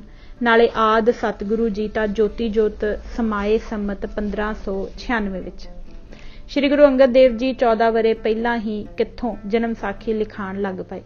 ਜਨਮ ਸਾਖੀ ਲਿਖਣ ਵਾਲੇ ਨੇ ਆਪਣਾ ਮਤਲਬ ਸਾਧਨ ਲਈ ਬਹੁਤ ਸਾਰੀਆਂ ਸਾਖੀਆਂ ਨਵੀਆਂ ਛਾਪੀਆਂ। ਪਹਿਲੀ ਉਦਾਸੀ ਦੀਆਂ ਸਾਰੀਆਂ ਸਾਖੀਆਂ 2-3 ਛੱਡ ਕੇ ਮਨ ਘੜਤ ਹਨ, ਜਿਨ੍ਹਾਂ ਤੋਂ ਲਿਖਣ ਵਾਲੇ ਦਾ ਭਾਵ ਸਾਫ਼ ਪਿਆ ਪ੍ਰਤੀਤ ਹੁੰਦਾ ਹੈ। ਦੂਜੀ ਉਦਾਸੀ ਤਾਂ ਸਮੂਲਚੀ ਬਣਾਉਟੀ ਹੈ, ਇੱਕ ਸਿਰੇ ਤੋਂ ਲੈ ਕੇ ਦੂਜੇ ਸਿਰੇ ਤੀਕ ਜਾਲ ਹੈ। ਇਹ ਉਦਾਸੀ ਹੈ ਜਿਸ ਵਿੱਚ ਬਾਬੇ ਹੰਦਾਲ ਦਾ ਨਾਮ ਬਹੁਤਾ ਆਉਂਦਾ ਹੈ। ਇਸੇ ਤਰ੍ਹਾਂ ਸੱਚੇ ਸੌਦੇ ਦੀ ਸਾਖੀ, ਸਤਿਗੁਰੂ ਜੀ ਦੇ ਵਿਆਹ ਦੀ, ਬੇਬੇ ਨਾਨਕੀ ਜੀ ਦੇ ਵਿਆਹ ਦੀ, ਦੀਨਾਨਾਥ ਦਿਆਲ ਆਦਿਕ ਦੀਆਂ ਸਾਖੀਆਂ ਸਾਰੀਆਂ ਝੂਠੀਆਂ ਹਨ। ਫੜੇ ਫਿਰੰਦੇ ਆਦਿ ਦੀਆਂ ਸਾਖੀਆਂ ਸਭ ਆਪਣੇ ਮਤਲਬ ਨੂੰ ਸਿੱਧ ਕਰਨ ਵਾਸਤੇ ਹੀ ਪਾਈਆਂ ਗਈਆਂ ਹਨ। ਪਿੱਛੋਂ ਪਾਈਆਂ ਸਾਖੀਆਂ ਦੀ ਨਿਸ਼ਾਨੀ ਇਹ ਹੈ ਕਿ ਉਹਨਾਂ ਵਿੱਚ ਸਤਿਗੁਰੂ ਜੀ ਦਾ ਜਾਂ ਆਪ ਦੇ ਮਿਸ਼ਨ ਅਥਵਾ ਕਿਸੇ ਸੰਬੰਧੀ ਦੀ ਅਵੱਗਿਆ ਜ਼ਰੂਰ ਕੀਤੀ ਗਈ ਹੈ। ਗੁਰੂ ਦੇ ਪੁਰਾਣੇ ਯੁਗਾਂ ਦੇ ਮਿੱਤਰ ਮਿਲਾਏ ਹਨ ਅਤੇ ਬਾਬੇ ਹੰਦਾਲ ਹੋਰਾਂ ਦੀ ਉਪਮਾ ਕੀਤੀ ਗਈ ਹੈ। ਜਿਸ ਸਾਖੀ ਵਿੱਚ ਇਹਨਾਂ ਨਿਸ਼ਾਨੀਆਂ ਵਿੱਚੋਂ ਕੋਈ ਇੱਕ ਵੀ ਆ ਜਾਵੇ, ਉਸ ਨੂੰ ਸਮਝ ਲਵੋ ਕਿ ਮਗਰੋਂ ਦੀ ਰਲੀ ਹੋਈ ਹੈ। ਸਭ ਤੋਂ ਪੁਰਾਣੀ ਤੇ ਪ੍ਰਮਾਣਿਕ ਜਨਮ ਸਾਖੀ। ਪਹਿਲੀ ਤੇ ਅਸਲ ਜਨਮ ਸਾਖੀ, ਜਿਸ ਦੀਆਂ ਸਾਖੀਆਂ ਵਿੱਚ ਹੋਰ ਅਯੋਗ ਤੇ ਕਪੋਲ ਕਲਪਤ ਸਾਖੀਆਂ ਰਲਾ ਕੇ ਨਿਰੰਜਣੀਆਂ ਨੇ ਆਪਣਾ ਮਤਲਬ ਸਾਧਨ ਦਾ ਯਤਨ ਕੀਤਾ ਹੈ, ਪੁਰਾਣੀ ਜਨਮ ਸਾਖੀ ਹੈ। ਇੱਕ ਹੱਥ ਵਿੱਚ ਲੈ ਲਵੋ ਅਤੇ ਇਸ ਜਨਮ ਸਾਖੀ ਨੂੰ ਤੇ ਦੂਜੇ ਵਿੱਚ ਲੈ ਲਵੋ ਭਾਈ ਬਾਲੇ ਵਾਲੀ ਨੂੰ ਅਰ ਟਾਕਰਾ ਕਰੋ। ਜਿੱਥੇ ਜਰਾ ਵੀ ਕੁਝ ਫਰਕ ਹੋਵੇ, ਸਮਝ ਲਵੋ ਕਿ ਇੱਥੇ ਹੀ ਕੁਝ ਸ਼ਰਾਰਤ ਹੈ। ਇਸ ਤਰ੍ਹਾਂ ਖੋਜ ਕੀਤਿਆਂ ਆਪ ਨੂੰ ਪਤਾ ਲੱਗ ਜਾਵੇਗਾ ਕਿ ਭਾਈ ਬਾਲੇ ਵਾਲੀ ਜਨਮ ਸਾਖੀ ਵਿੱਚ ਬਹੁਤ ਹੀ ਥੋੜ੍ਹੀਆਂ ਸੱਚੀਆਂ ਸਾਖੀਆਂ ਹਨ। ਜਨਮ ਸਾਖੀ ਲਿਖਣ ਵਾਲੇ ਨੇ ਇੱਕ ਬੰਨੇ ਤਾਂ ਅਯੋਗ ਸਾਖੀਆਂ ਭਰਨ ਦੀ ਕੀਤੀ ਹੈ ਤੇ ਨਾਲ ਦੇ ਨਾਲ ਜਿਹੜੀਆਂ ਚੰਗੀਆਂ ਸਾਖੀਆਂ ਸਨ ਉਹਨਾਂ ਨੂੰ ਕੱਢਣ ਦਾ ਯਤਨ ਵੀ ਕੀਤਾ ਹੈ। ਨਮੂਨੇ ਮਾਤਰ 2-4 ਸਾਖੀਆਂ ਵਿਖਾਈਆਂ ਜਾਂਦੀਆਂ ਹਨ। ਭਾਈ ਬਾਲੇ ਵਾਲੀ ਜਨਮ ਸਾਖੀ ਦੇ ਕਰਤਾ ਦੀ ਸ਼ਰਾਰਤ। ਪਹਿਲੀ, ਐਮਨਾਬਾਦ ਦੇ ਸਾਕੇ ਨੂੰ ਐਮਨਾਬਾਦੋਂ ਚੁੱਕ ਕੇ ਦਿੱਲੀ ਜਾ ਸੁੱਟਿਆ ਹੈ, ਕੇਵਲ ਇਸ ਮਤਲਬ ਲਈ ਕਿ ਸੈਦਪੁਰ ਜੋ ਭਾਣਾ ਵਰਤਣਾ ਗੁਰੂ ਜੀ ਨੇ ਤਿਲੰਗ ਰਾਗ ਦੁਆਰਾ ਦੱਸਿਆ ਸੀ ਅਤੇ ਮਗਰੋਂ ਮੁਹੰਮਦ ਕਾਸਮ ਫਰਿਸ਼ਤਾ ਦੇ ਲੇਖ ਮੂਜਬ 25,000 ਆਦਮੀਆਂ ਨੂੰ ਬਾਬਰ ਦੇ ਬੰਦੀਖਾਨਿਓਂ ਛੁਡਾ ਕੇ ਅਮਾਨ ਦਵਾਈ ਸੀ। ਇਸ ਦਾ ਕੋਈ ਜ਼ਿਕਰ ਨਾ ਆ ਸਕੇ। ਇਸ ਸਾਰੀ ਸਾਖੀ ਦੀ ਸਾਖੀ ਨੂੰ ਹੀ ਬਦਲਾ ਦਿੱਤਾ ਹੈ ਤੇ ਬਾਬਰ ਦਾ ਆਉਣਾ ਤੇ ਇਬਰਾਹਿਮ ਦਾ ਮਾਰਿਆ ਜਾਣਾ ਦੱਸ ਕੇ ਗੁਰੂ ਜੀ ਨਾਲ ਬਾਬਰ ਦੀਆਂ 2-4 ਹੀ ਗੱਲਾਂ ਕਰਵਾ ਕੇ ਸਾਖੀ ਦਾ ਭੋਗ ਪਾ ਦਿੱਤਾ ਹੈ। ਇੱਥੇ ਹੀ ਸਬਰ ਨਹੀਂ ਕੀਤਾ, ਗੁੱਸੇ ਵਿੱਚ ਆਏ ਹੋਏ ਨੇ ਸੈਦਪੁਰ ਦੇ ਇਸ ਸਾਕੇ ਦੀ ਥਾਂ ਮਝੌਤ ਦੀ ਗੰਦੀ ਗੱਪ ਠੱਪ ਕੇ ਰੱਖ ਦਿੱਤਾ ਹੈ ਅਤੇ ਗੁਰੂ ਜੀ ਦੇ ਭਵਿੱਖਤ ਬਚਨ ਅਤੇ ਪਰਉਪਕਾਰ ਨੂੰ ਉਡਾਉਂਦਿਆਂ ਹੋਇਆਂ ਗੁਰੂ ਜੀ ਦੀ ਅਵੱਗਿਆ ਦਾ ਭਾਗੀ ਬਣਿਆ ਹੈ। ਦੂਜੀ ਸਾਖੀ ਜੋ ਜਨਮ ਸਾਖੀ ਲਿਖਣ ਵਾਲੇ ਮਹਾਤਮਾ ਜੀ ਜਾਣ ਕੇ ਛੱਡ ਗਏ ਹਨ, ਕਰਤਾਰਪੁਰ ਵਸਣ ਦੀ ਹੈ। ਮਾਲੂਮ ਹੁੰਦਾ ਹੈ ਕਿ ਇਹ ਇਸ ਕਰਕੇ ਛੱਡੀ ਹੈ ਕਿ ਜੰਡਿਆਲੇ ਨਾਲ ਮੁਕਾਬਲਾ ਹੁੰਦਾ ਸੀ। ਤੀਜੀ ਸਾਖੀ ਜੋ ਛੱਡੀ ਹੈ ਉਹ ਗੁਰੂ ਜੀ ਦੇ ਜੋਤੀ ਜੋ ਸਮਾਉਣ ਦੀ ਹੈ। ਵੇਖੋ ਹਨੇਰ ਕਿ ਅਵਤਾਰ ਧਾਰਨ ਦੇ ਵੇਲੇ ਕੋਈ ਖੁਸ਼ੀ ਦਾ ਲੱਛਣ ਨਹੀਂ ਦੱਸਿਆ ਤੇ ਜੋਤੀ ਜੋ ਸਮਾਉਣ ਦੀ ਸਾਖੀ ਹੀ ਕੱਢ ਛੱਡੀ। ਪੁਰਾਣੀ ਜਨਮ ਸਾਖੀ ਵਿੱਚ ਗੁਰੂ ਜੀ ਦੇ ਅਵਤਾਰ ਧਾਰਨ ਦੇ ਸਮੇਂ ਕਈ ਲੱਛਣ ਦੱਸੇ ਹਨ। ਭਾਈ ਮਨੀ ਸਿੰਘ ਜੀ ਨੇ ਵੀ ਉਸੇ ਤਰ੍ਹਾਂ ਦੇ ਲਿਖੇ ਹਨ। ਮਹਿਮਾ ਪ੍ਰਕਾਸ਼ ਵਿੱਚ ਵੀ ਲਗਭਗ ਵੈਸੇ ਹੀ ਹਨ। ਪਰ ਇੱਕ ਇਹ ਜਨਮ ਸਾਖੀ ਹੈ ਜਿਸ ਵਿੱਚ ਕੋਈ ਸ਼ੁਭ ਲੱਛਣ ਨਹੀਂ ਦੱਸਿਆ, ਕੇਵਲ ਇਤਨਾ ਹੀ ਲਿਖਿਆ ਹੈ ਕਿ ਬਾਲਕ ਹੱਸਦਾ ਸੀ। ਸੋ ਇਹ ਤਾਂ ਦਾਈ ਦਾ ਆਪਣੇ ਵੱਲੋਂ ਆਖ ਦੇਣਾ ਵੀ ਅਸੰਭਵ ਨਹੀਂ ਜਾਪਦਾ। ਪਰ ਖੁਦਗਰਜ਼ੀ ਵੇਖੋ, ਜਿੱਥੇ ਬਾਬਾ ਹੰਦਾਲ ਦੇ ਜਨਮ ਦਾ ਸਮਾਂ ਦੱਸਿਆ ਹੈ ਉੱਥੇ ਸ਼ੁਭ ਲੱਛਣਾਂ ਤੇ ਖੁਸ਼ੀ ਦੇ ਸਮਾਨਾਂ ਨਾਲ ਪੱਤਰਿਆਂ ਦੇ ਪੱਤਰੇ ਭਰ ਦਿੱਤੇ ਹਨ। ਨਾਲ ਹੀ ਇੱਕ ਹੋਰ ਗੁੱਸਾ ਵੀ ਕੱਢ ਲਿਆ ਹੈ। ਸਾਰੇ ਪੰਜਾਬ ਵਿੱਚ ਇਹ ਗੱਲ ਆਮ ਪ੍ਰਸਿੱਧ ਹੈ ਕਿ ਭਾਦਰੋਂ ਅਤੇ ਕੱਤਕ ਮਹੀਨਿਆਂ ਵਿੱਚ ਪੈਦਾ ਹੋਇਆ ਬਾਲ ਬਹੁਤ ਹੀ ਮਾੜਾ ਹੁੰਦਾ ਹੈ। ਸੋ ਇਸ ਅਖੌਤ ਨੂੰ ਸਤਿਗੁਰੂ ਜੀ ਪਰ ਘਟਾਉਣ ਖਾਤਰ ਲੇਖਕ ਨੇ ਵਿਸਾਖ ਦੀ ਥਾਂ ਕੱਤਕ ਦਾ ਮਹੀਨਾ ਅਵਤਾਰ ਧਾਰਨ ਦਾ ਲਿਖ ਦਿੱਤਾ ਹੈ। ਪਰ ਬਸ ਇੱਥੇ ਵੀ ਨਹੀਂ ਕੀਤੀ। ਵੇਖਿਆ ਕਿ ਜੇਕਰ ਜੋਤੀ ਜੋਤ ਸਮਾਉਣ ਦੀ ਸਾਖੀ ਲਿਖੀ ਤਾਂ ਇਹ ਵੀ ਲਿਖਣਾ ਪਵੇਗਾ ਕਿ ਬਾਬੇ ਹੰਦਾਲ ਦੀ ਇੱਜ਼ਤ ਨੂੰ ਵੱਟਾ ਲੱਗੇਗਾ। ਉਪਾਅ ਇਹ ਕੀਤਾ ਕਿ ਇਹ ਸਾਖੀ ਨਾ ਤਾਂ ਭਾਈ ਬਾਲੇ ਦੇ ਮੂੰਹੋਂ ਅਖਵਾਈ ਹੈ ਅਤੇ ਨਾ ਹੀ ਸ੍ਰੀ ਗੁਰੂ ਅੰਗਦ ਦੇਵ ਜੀ ਦੇ ਮੂੰਹੋਂ ਹੀ ਬਸ ਛੁਟਕਾਰਾ ਹੋ ਗਿਆ ਕਿ ਪਾਠਕ ਜੀ ਇਹ ਦਿਨ ਦੀ ਵੀ ਡਾਕਾ ਨਹੀਂ। ਆਪ ਸੱਜਣਾ ਨੂੰ ਪਤਾ ਹੀ ਹੋਣਾ ਹੈ ਕਿ ਗੁਰੂ ਹਰ ਰਾਏ ਜੀ ਨੇ ਆਪਣੇ ਵੱਡੇ ਪੁੱਤਰ ਰਾਮ ਰਾਏ ਜੀ ਨੂੰ ਕਿਉਂ ਸਿੱਖੀ ਤੋਂ ਕੱਢ ਦਿੱਤਾ ਸੀ। ਕਾਰਨ ਕੇਵਲ ਇਹ ਸੀ ਕਿ ਜਦ ਔਰੰਗਜ਼ੇਬ ਨੇ ਆਪ ਪਾਸੋਂ ਪੁੱਛਿਆ ਕਿ ਬਾਬੇ ਨਾਨਕ ਜੀ ਨੇ ਆਸਾ ਦੀ ਵਾਰ ਵਿੱਚ ਮੁਸਲਮਾਨਾਂ ਦੇ ਉਲਟ ਲਿਖਿਆ ਹੈ ਤਾਂ ਆਪ ਨੇ ਡਰਦਿਆਂ ਹੋਇਆਂ ਮਿੱਟੀ ਮੁਸਲਮਾਨ ਕੀ ਦੇ ਥਾਂ ਮਿੱਟੀ ਬੇਈਮਾਨ ਕੀ ਕਹਿ ਦਿੱਤਾ ਸੀ। ਇਸ ਇੱਕ ਅੱਖਰ ਉਲਟਾਉਣ ਦਾ ਦੰਡ 7ਵੀਂ ਪਾਤਸ਼ਾਹੀ ਜੀ ਨੇ ਆਪਣੇ ਜੇਠੇ ਪੁੱਤਰ ਨੂੰ ਇਹ ਦਿੱਤਾ ਸੀ ਕਿ ਉਸ ਨੂੰ ਉਸ ਦਿਨ ਤੋਂ ਸਿੱਖਿਓਂ ਖਾਰਜ ਕਰ ਦਿੱਤਾ ਅਤੇ ਉਸ ਦਾ ਮੂੰਹ ਵੇਖਣਾ ਵੀ ਨਾ ਚਾਹਿਆ। ਪਰ ਪਾਠਕ ਜੀ, ਜਿਸ ਜਨਮ ਸਾਖੀ ਵਿੱਚ ਅੱਖਰਾਂ ਦਾ ਹੇਰ ਫੇਰ ਤਾਂ ਕਿਤੇ ਰਿਹਾ, ਤੁਕਾਂ ਦੀਆਂ ਤੁਕਾਂ ਹੀ ਬਦਲਾਈਆਂ ਹੋਈਆਂ ਹੋਣ, ਉਸ ਨੂੰ ਕੀ ਆਪ ਮੰਨਣ ਲਈ ਤਿਆਰ ਹੋ? ਵੇਖੋ ਸੇਤ ਬੰਦ ਰਾਮੇਸ਼ਰ ਦੀ ਗੋਸ਼ਟ ਵਿੱਚ ਗੁਰੂ ਜੀ ਗੋਰਖ ਨੂੰ ਇਉਂ ਉੱਤਰ ਦਿੰਦੇ ਹਨ। ਜਤ ਪਹਾਰਾ ਧੀਰਜ ਸੁਨਿਆਰ, ਆਹਰਣ ਮਤ ਵੇਦ ਹਥਿਆਰ, ਗੁਰ ਸ਼ਬਦ ਸੱਚ ਸੱਚੀ ਧਰਮਸਾਲ, ਸੱਚ ਕਰ ਭਾਂਡਾ ਤਤ ਲੈ ਢਾਲ, ਘੜੀਐ ਸ਼ਬਦ ਸੱਚੀ ਟਕਸਾਲ, ਅੰਮ੍ਰਿਤ ਦ੍ਰਿਸ਼ਟ ਸਦਾ ਦਿਆਲ, ਨਾਨਕ ਨਦਰੀ ਨਦਰ ਨਿਹਾਲ। ਪਾਠਕ ਜੀ, ਇਹ ਹੈ ਜਨਮ ਸਾਖੀ ਜਿਸ ਦੇ ਲਿਖਣ ਵਾਲਾ ਬਾਣੀ ਵਿੱਚੋਂ ਤੁਕਾਂ ਦੀਆਂ ਤੁਕਾਂ ਬਦਲ ਰਿਹਾ ਹੈ। ਸ਼ੌਕ ਹੈ ਸਾਡੇ ਉੱਤੇ, ਮਹਾ ਸ਼ੌਕ ਹੈ ਸਾਡੀ ਸਿੱਖੀ ਉੱਤੇ, ਜੇ ਅਸੀਂ ਅਜਿਹੀਆਂ ਅਯੋਗ ਪੋਥੀਆਂ ਨੂੰ ਅੱਖਾਂ ਮੀਟ ਕੇ ਮੰਨੀ ਜਾਵੀਏ। ਮੈਂ ਸੱਚ ਕਹਿੰਦਾ ਹਾਂ ਕਿ ਜੇਕਰ ਅੱਜ ਸ਼੍ਰੀ ਸਤਿਗੁਰੂ ਸਾਹਿਬਾਨ ਵਿੱਚੋਂ ਕੋਈ ਪਾਤਸ਼ਾਹੀ ਵੀ ਸੰਦੇਹ ਇਸ ਸੰਸਾਰ ਪਰ ਮੌਜੂਦ ਹੋਣ ਤਾਂ ਉਹ ਆਦਿ ਸਤਿਗੁਰੂ ਜੀ ਦੀ ਬਾਣੀ ਵਿੱਚ ਅਜਿਹੀਆਂ ਮਿਲਾਵਟਾਂ ਵੇਖ ਕੇ ਤੁਰਤ ਹੁਕਮ ਦੇਣ ਕਿ ਇਸ ਜਨਮ ਸਾਖੀ ਨੂੰ ਪੜ੍ਹਨ ਵਾਲਾ ਸਿੱਖ ਸਿੱਖੀ ਤੋਂ ਖਾਰਜ ਸਮਝਿਆ ਜਾਵੇਗਾ। ਪਾਠਕ ਜੀ, ਮੈਂ ਭਾਈ ਗੁਰਮੁਖ ਸਿੰਘ ਜੀ ਸਵਰਗਵਾਸੀ ਨਾਲ ਇੱਕ ਸੁਰ ਹੋ ਦੁਹਾਈ ਦੇ ਕੇ ਆਖਦਾ ਹਾਂ ਕਿ ਇਹ ਸਾਖੀ ਸ਼ੁਰੂ ਤੋਂ ਲੈ ਕੇ ਅਖੀਰ ਤੱਕ ਜਾਲ ਹੈ, ਝੂਠੀ ਹੈ, ਬਣਾਉਟੀ ਹੈ, ਨਿੰਦਿਆਂ ਨਾਲ ਭਰੀ ਪਈ ਹੈ, ਸੁਣਨ ਦੇ ਯੋਗ ਨਹੀਂ, ਦੇਖਣ ਦੇ ਕੰਮ ਨਹੀਂ, ਮੰਨਣ ਦੇ ਲਾਇਕ ਨਹੀਂ। ਇਸ ਨੂੰ ਬੰਨ੍ਹ ਕੇ ਅਜਿਹੇ ਥਾਂ ਪਹੁੰਚਾਉਣਾ ਚਾਹੀਏ ਜਿੱਥੋਂ ਇਸ ਦਾ ਖੁਰਾ ਖੋਜ ਨਾ ਮਿਲੇ। ਭਾਈ ਬਾਲੇ ਵਾਲੀ ਜਨਮ ਸਾਖੀ ਨੂੰ ਮੈਂ ਹੁਣ ਫਤਿਹ ਬੁਲਾਉਂਦਾ ਹਾਂ ਤੇ ਇਸ ਦੇ ਝਮੇਲੇ ਨੂੰ ਇੱਥੇ ਹੀ ਛੱਡ ਕੇ ਆਪਣੀ ਖੋਜ ਵਿੱਚ ਅੱਗੇ ਤੁਰਦਾ ਹਾਂ। ਇਸ ਜਨਮ ਸਾਖੀ ਨੂੰ ਛੱਡਿਆਂ ਸਾਡੇ ਪਾਸ ਹੁਣ 3 ਪੁਰਾਣੀਆਂ ਜਨਮ ਸਾਖੀਆਂ ਰਹਿ ਗਈਆਂ ਹਨ। ਪਹਿਲੀ ਪੁਰਾਤਨ ਜਨਮ ਸਾਖੀ, ਦੂਜੀ ਭਾਈ ਮਨੀ ਸਿੰਘ ਜੀ ਵਾਲੀ ਅਤੇ ਤੀਜੀ ਸਰੂਪ ਦਾਸ ਜੀ ਭੱਲੇ ਵਾਲੀ। ਮੈਂ ਤਿੰਨਾਂ ਬਾਬਤ ਥੋੜਾ ਸੰਖੇਪ ਹਾਲ ਦੱਸਣਾ ਜ਼ਰੂਰੀ ਸਮਝਦਾ ਹਾਂ। ਸਭ ਤੋਂ ਪਹਿਲਾਂ ਪੁਰਾਤਨ ਜਨਮ ਸਾਖੀ ਨੂੰ ਲਓ। ਇਹ ਉਹ ਜਨਮ ਸਾਖੀ ਹੈ ਜਿਸ ਦਾ ਇੱਕ ਉਤਾਰਾ ਅੱਜ ਕੱਲ੍ਹ ਵਲੈਤ ਵਾਲੀ ਜਨਮ ਸਾਖੀ ਅਖਵਾਉਂਦਾ ਹੈ ਤੇ ਇੱਕ ਉਤਾਰਾ ਹਾਫਜ਼ਾਬਾਦ ਵਾਲੀ ਜਨਮ ਸਾਖੀ। ਇਸ ਦਾ ਇੱਕ ਉਤਾਰਾ ਸੰਮਤ 1790 ਦਾ ਕੀਤਾ ਹੋਇਆ ਮੈਂ ਲਾਹੌਰ ਇੱਕ ਮੁਸਲਮਾਨ ਪੁਸਤਕਾਂ ਵਾਲੇ ਕੋਲ ਵੇਖਿਆ ਸੀ, ਜਿਸ ਵਿੱਚ ਥਾਂ ਥਾਈਂ ਤਸਵੀਰਾਂ ਵੀ ਸਨ। ਇੱਕ ਉਤਾਰਾ ਲਾਹੌਰ ਚੌਥੀ ਪਾਤਸ਼ਾਹੀ ਜੀ ਦੇ ਦਰਬਾਰ ਅਸਥਾਨ ਦੇ ਗੁਰਦੁਆਰੀਏ ਪਾਸ। ਇੱਕ ਉਤਾਰਾ ਸੰਮਤ 1787 ਦਾ ਫਿਰੋਜ਼ਪੁਰ ਵੇਖਿਆ ਸੀ, ਜਿਸ ਵਿੱਚ ਲਿਖਿਆ ਸੀ ਕਿ ਇਹ ਉਸ ਜਨਮ ਸਾਖੀ ਤੋਂ ਹੈ ਜੋ ਬੁਰਹਾਨਪੁਰ ਵਿੱਚ ਸੰਮਤ 1727 ਨੂੰ ਲਿਖੀ ਗਈ ਸੀ। ਇੱਕ ਕਾਪੀ ਸ਼ਿਕਾਰਪੁਰ ਦੀ ਲਿਖੀ ਹੋਈ ਹੈਦਰਾਬਾਦ ਸਿੰਧ ਵੇਖੀ ਸੀ। ਇਸੇ ਤਰ੍ਹਾਂ ਇੱਕ ਕਾਪੀ ਬਹਾਵਲਪੁਰ ਦੇ ਇਲਾਕੇ ਬੰਦੀਆਂ ਦੇ ਡੇਰੇ ਵੇਖੀ ਸੀ। ਮੁਲਕ ਰਾਜ ਜੀ ਭੱਲਾ ਲਿਖਦੇ ਹਨ ਕਿ ਇੱਕ ਕਾਪੀ ਸੰਮਤ 1814 ਦੀ ਅਸਾਂ ਬਰਦਵਾਨ ਦੀ ਲਿਖੀ ਹੋਈ ਵੇਖੀ ਹੈ। ਇਸ ਤੋਂ ਸਿੱਧ ਹੁੰਦਾ ਹੈ ਕਿ ਸਾਰੀ ਸਿੱਖੀ ਵਿੱਚ ਪਹਿਲਾਂ ਇਹੋ ਜਨਮ ਸਾਖੀ ਖਿਲਰੀ ਹੋਈ ਸੀ। ਮਕਾਲਫ ਸਾਹਿਬ ਲਿਖਦੇ ਹਨ ਕਿ ਇੱਕ ਕਾਪੀ ਸਾਨੂੰ ਲਿਖੀ ਹੋਈ ਮਿਲੀ ਹੈ, ਪਰ ਇਸ ਵਿੱਚ ਕੁਝ ਕੁ ਭੁੱਲ ਜਾਪਦੀ ਹੈ, ਕਿਉਂਕਿ ਇਸ ਜਨਮ ਸਾਖੀ ਵਿੱਚ 5ਵੀਂ ਪਾਤਸ਼ਾਹੀ ਜੀ ਦੇ ਬਹੁਤ ਸਾਰੇ ਸ਼ਬਦ ਹਨ ਅਤੇ ਪੰਨਾ 120 ਉੱਤੇ ਸਾਫ਼ ਲਿਖਿਆ ਹੈ ਕਿ ਅੱਜ ਕੱਲ੍ਹ ਕਲਯੁਗੀ ਸੰਮਤ 2735 ਹੈ, ਜੋ ਕਿ 1691 ਵਰਤਮਾਨ ਬਿਕਰਮੀ ਦੇ ਬਰਾਬਰ ਹੁੰਦਾ ਹੈ। ਦੂਜੀ ਜਨਮ ਸਾਖੀ ਭਾਈ ਮਨੀ ਸਿੰਘ ਜੀ ਦੀ ਆਉਂਦੀ ਹੈ। ਕਈਆਂ ਸ਼ੱਕ ਕੀਤੇ ਹਨ ਕਿ ਇਹ ਜਨਮ ਸਾਖੀ ਭਾਈ ਮਨੀ ਸਿੰਘ ਜੀ ਦੀ ਨਹੀਂ ਹੈ, ਪਰ ਇੱਥੇ ਮੈਂ ਇਸ ਨਿਰਣੇ ਵਿੱਚ ਨਹੀਂ ਪੈਣਾ ਚਾਹੁੰਦਾ ਤੇ ਹਾਲ ਹੀ ਮੰਨ ਲੈਂਦਾ ਹਾਂ ਕਿ ਇਹ ਭਾਈ ਮਨੀ ਸਿੰਘ ਜੀ ਦੀ ਹੀ ਹੈ। ਇਹਦੇ ਲਿਖੇ ਜਾਣ ਦਾ ਸੰਮਤ ਕਿਤੇ ਨਹੀਂ ਦਿੱਤਾ, ਪਰ ਚੂੰਕਿ ਸਾਨੂੰ ਇਤਨਾ ਪਤਾ ਜ਼ਰੂਰ ਹੈ ਕਿ ਭਾਈ ਜੀ ਨੇ ਇਹ ਜਨਮ ਸਾਖੀ ਅੰਮ੍ਰਿਤਸਰ ਜੀ ਆ ਕੇ ਲਿਖੀ ਸੀ, ਇਸ ਲਈ ਇਸ ਦੇ ਲਿਖੇ ਜਾਣ ਦਾ ਸੰਮਤ 2778 ਤੋਂ ਲੈ ਕੇ 1795 ਦੇ ਵਿੱਚ ਹੋਣਾ ਚਾਹੀਦਾ ਹੈ। ਮੰਨ ਲਓ ਕਿ ਸੰਮਤ 1790 ਹੈ।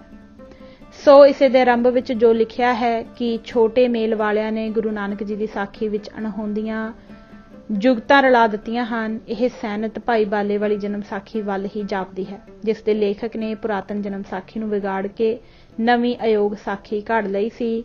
ਇਸ ਸਾਰੀ ਜਨਮ ਸਾਖੀ ਵਿੱਚ ਕਿਤੇ ਵੀ ਭਾਈ ਬਾਲੇ ਦਾ ਨਾਮ ਨਹੀਂ ਮਿਲਦਾ, ਬਿਨਾਂ ਚੌਥੀ ਉਦਾਸੀ ਦੇ, ਜਦੋਂ ਲਿਖਿਆ ਹੈ ਕਿ ਭਾਈ ਬਾਲਾ ਵੀ ਗੁਰੂ ਜੀ ਦਾ ਸਾਥੀ ਬਣਿਆ। ਪਰ ਹੈਰਾਨੀ ਹੈ ਕਿ ਇਸੇ ਉਦਾਸੀ ਦੇ ਸਮਾਚਾਰ ਵਿੱਚ ਭਾਈ ਗੁਰਦਾਸ ਜੀ ਲਿਖਦੇ ਹਨ ਕਿ ਇੱਕ ਬਾਬਾ ਅਕਾਲ ਰੂਪ, ਦੂਜਾ ਰਬਾਬੀ ਮਰਦਾਨਾ। ਕਹਿਆ ਜਾ ਸਕਦਾ ਹੈ ਕਿ ਭਾਈ ਬਾਲੇ ਦਾ ਨਾਮ ਮਗਰੋਂ ਕਿਸੇ ਨੇ ਪਾ ਦਿੱਤਾ ਹੋਵੇਗਾ। ਤਦ ਇਹ ਗੱਲ ਸਿੱਧ ਕੀਤੀ ਜਾ ਸਕਦੀ ਹੈ ਕਿ ਇਸ ਸਾਖੀ ਦਾ ਨਿਰਭਰ ਬਹੁਤਾ ਭਾਈ ਬਾਲੇ ਵਾਲੀ ਸਾਖੀ ਉੱਤੇ ਹੀ ਹੈ।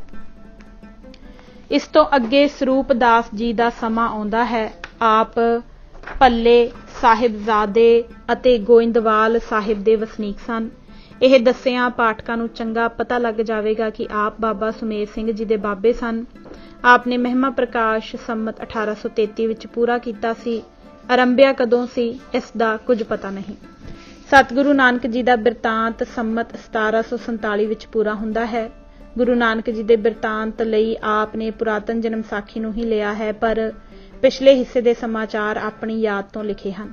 ਸੋ ਇਸ ਵਿਖੇ ਸਤਿਗੁਰੂ ਨਾਨਕ ਦੇਵ ਜੀ ਦੇ ਸਾਰੇ ਬਿਰਤਾਂਤ ਵਿੱਚ ਕਿਤੇ ਭਾਈ ਬਾਲੇ ਦਾ ਨਾਮ ਨਹੀਂ ਆਉਂਦਾ, ਬਿਨਾਂ ਕਰਤਾਰਪੁਰ ਵਸਣ ਦੀ ਸਾਖੀ ਦੇ।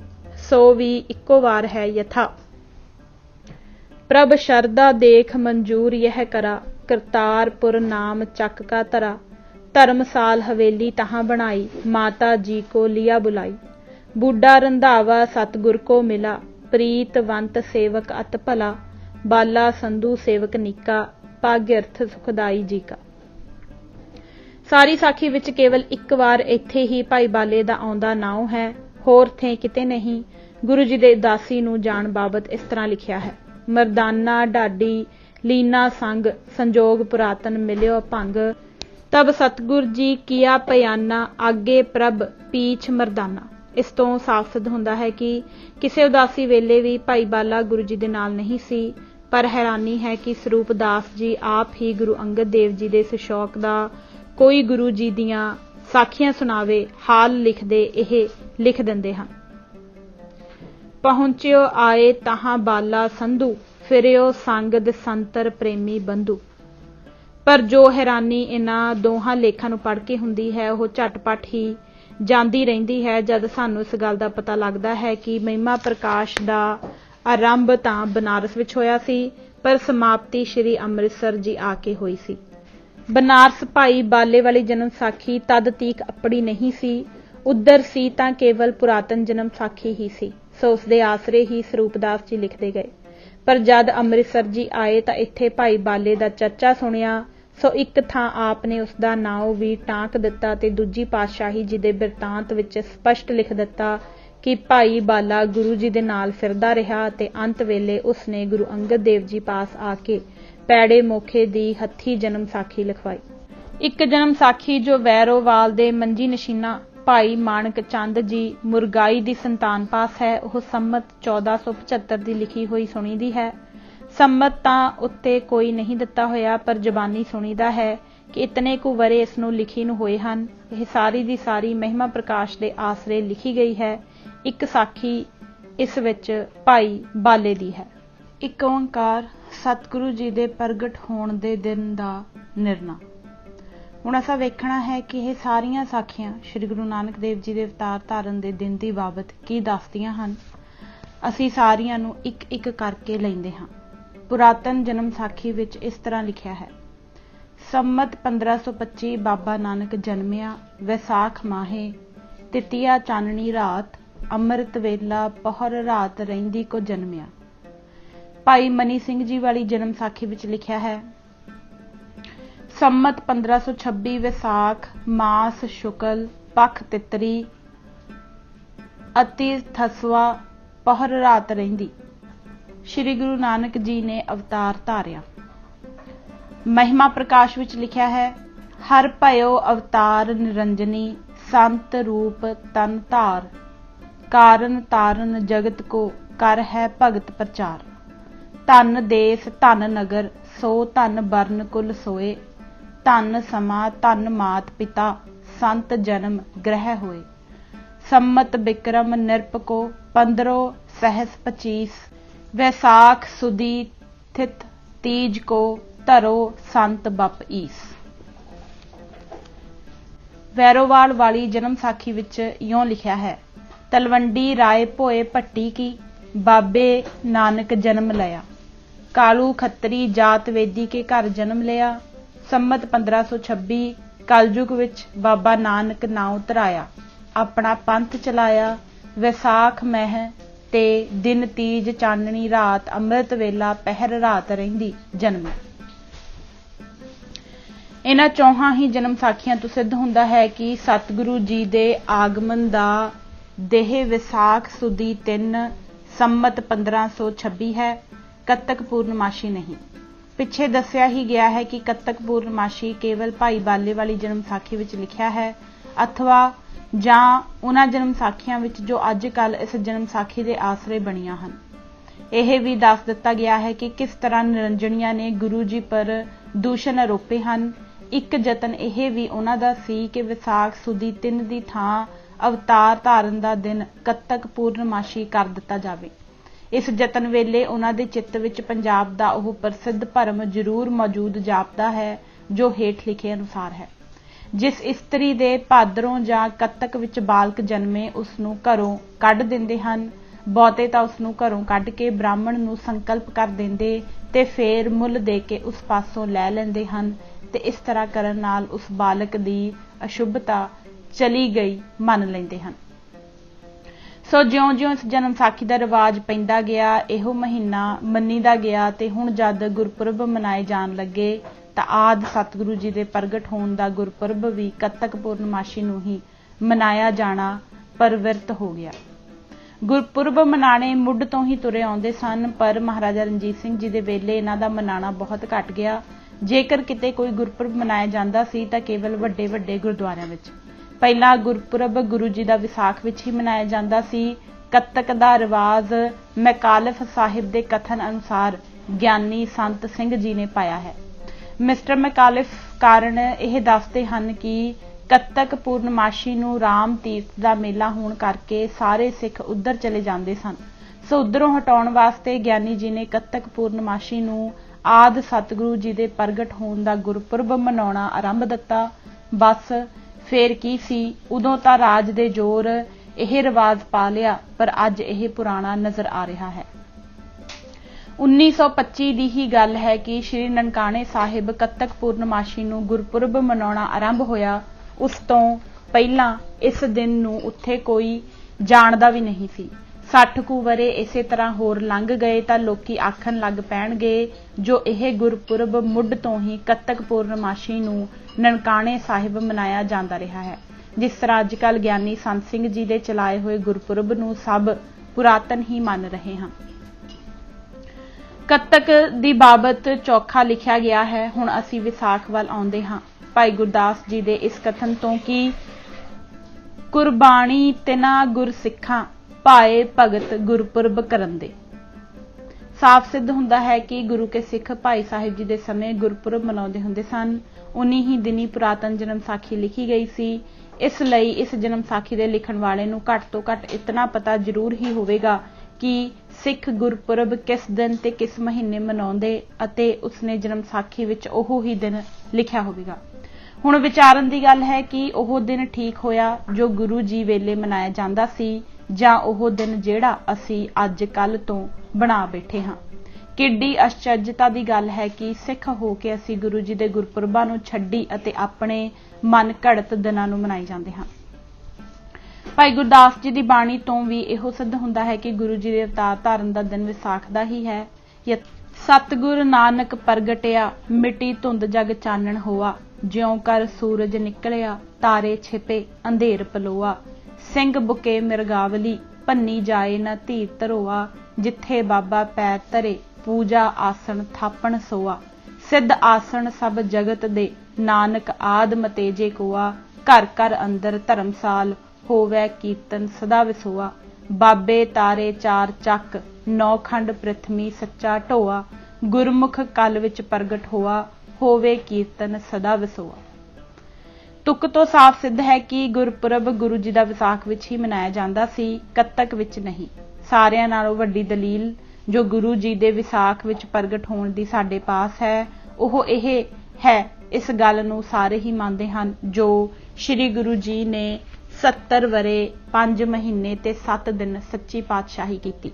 इस समय नूं जेकर ज्योति जोत समाउण दी तरीक विचों कढिया जावे तां प्रगट होण दी तरीक बाकी रह जाएगी। सो आओ इस ढंग नाल असली दिन नूं लभीए।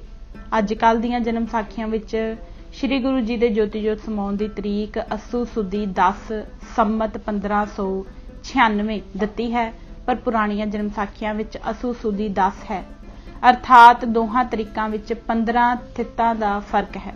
पर यह गल सिद्ध की जा सकती है कि असू सुदी 10 वाली तरीक ही शुद्ध है, इसलिए उसे अनुसार हिसाब किया जाता है।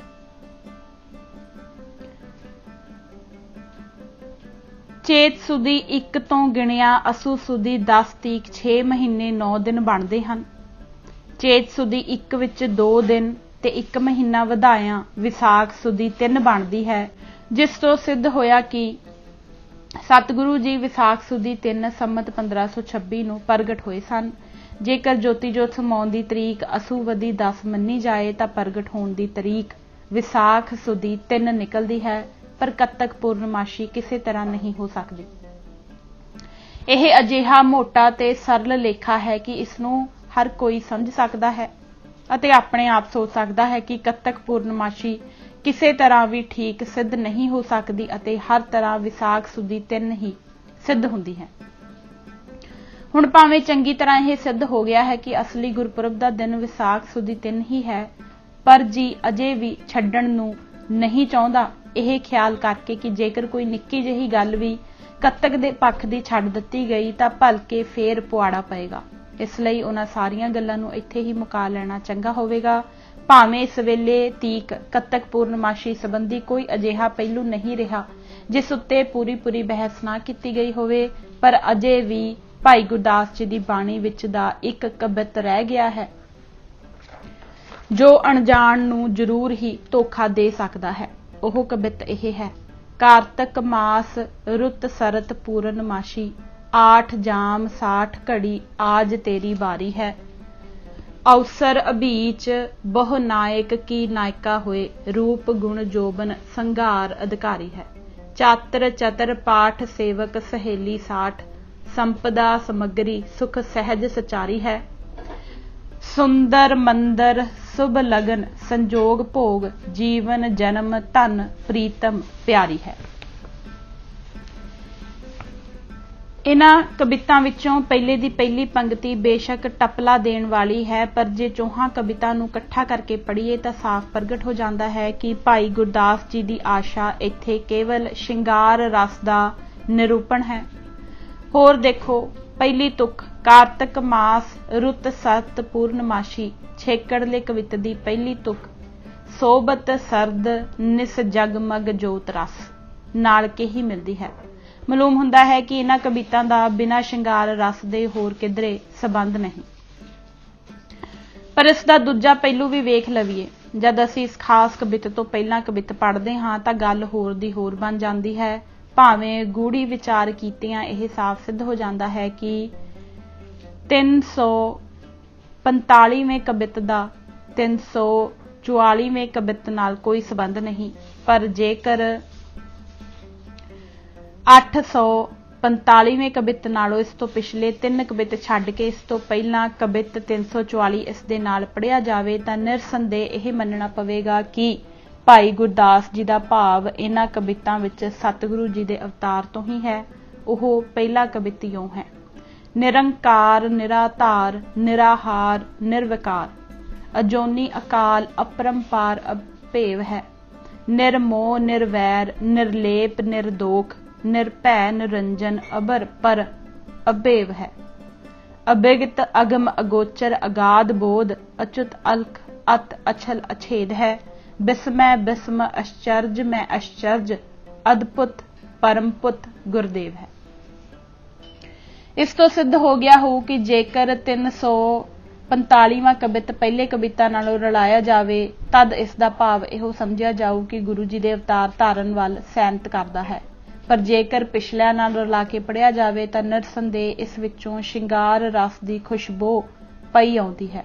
ਪਰ ਜੇ ਆਦਮੀ ਨਿਰਪੱਖ ਹੋ ਕੇ ਪੜ੍ਹੇਗਾ ਉਹ ਸਮਝ ਜਾਏਗਾ ਕਿ ਪਿਛਲੀਆਂ ਕਵਿਤਾਂ ਨਾਲ ਸੰਬੰਧ ਬਹੁਤਾ ਹੈ ਅਤੇ ਪਹਿਲੇ ਨਾਲ ਬਹੁਤ ਥੋੜਾ, ਕਿਉਂਕਿ ਜੇਕਰ ਗੁਰੂ ਜੀ ਦੇ ਅਵਤਾਰ ਧਾਰਨ ਦੇ ਸਮੇਂ ਵੱਲ ਇਸ ਕਵਿਤ ਨੂੰ ਲਾਈਏ ਤਦ ਪਿਛਲੀਆਂ ਸਤਰਾਂ ਨੂੰ ਕੁਝ ਕੁ ਮਰੋੜਨਾ ਪੈਂਦਾ ਹੈ।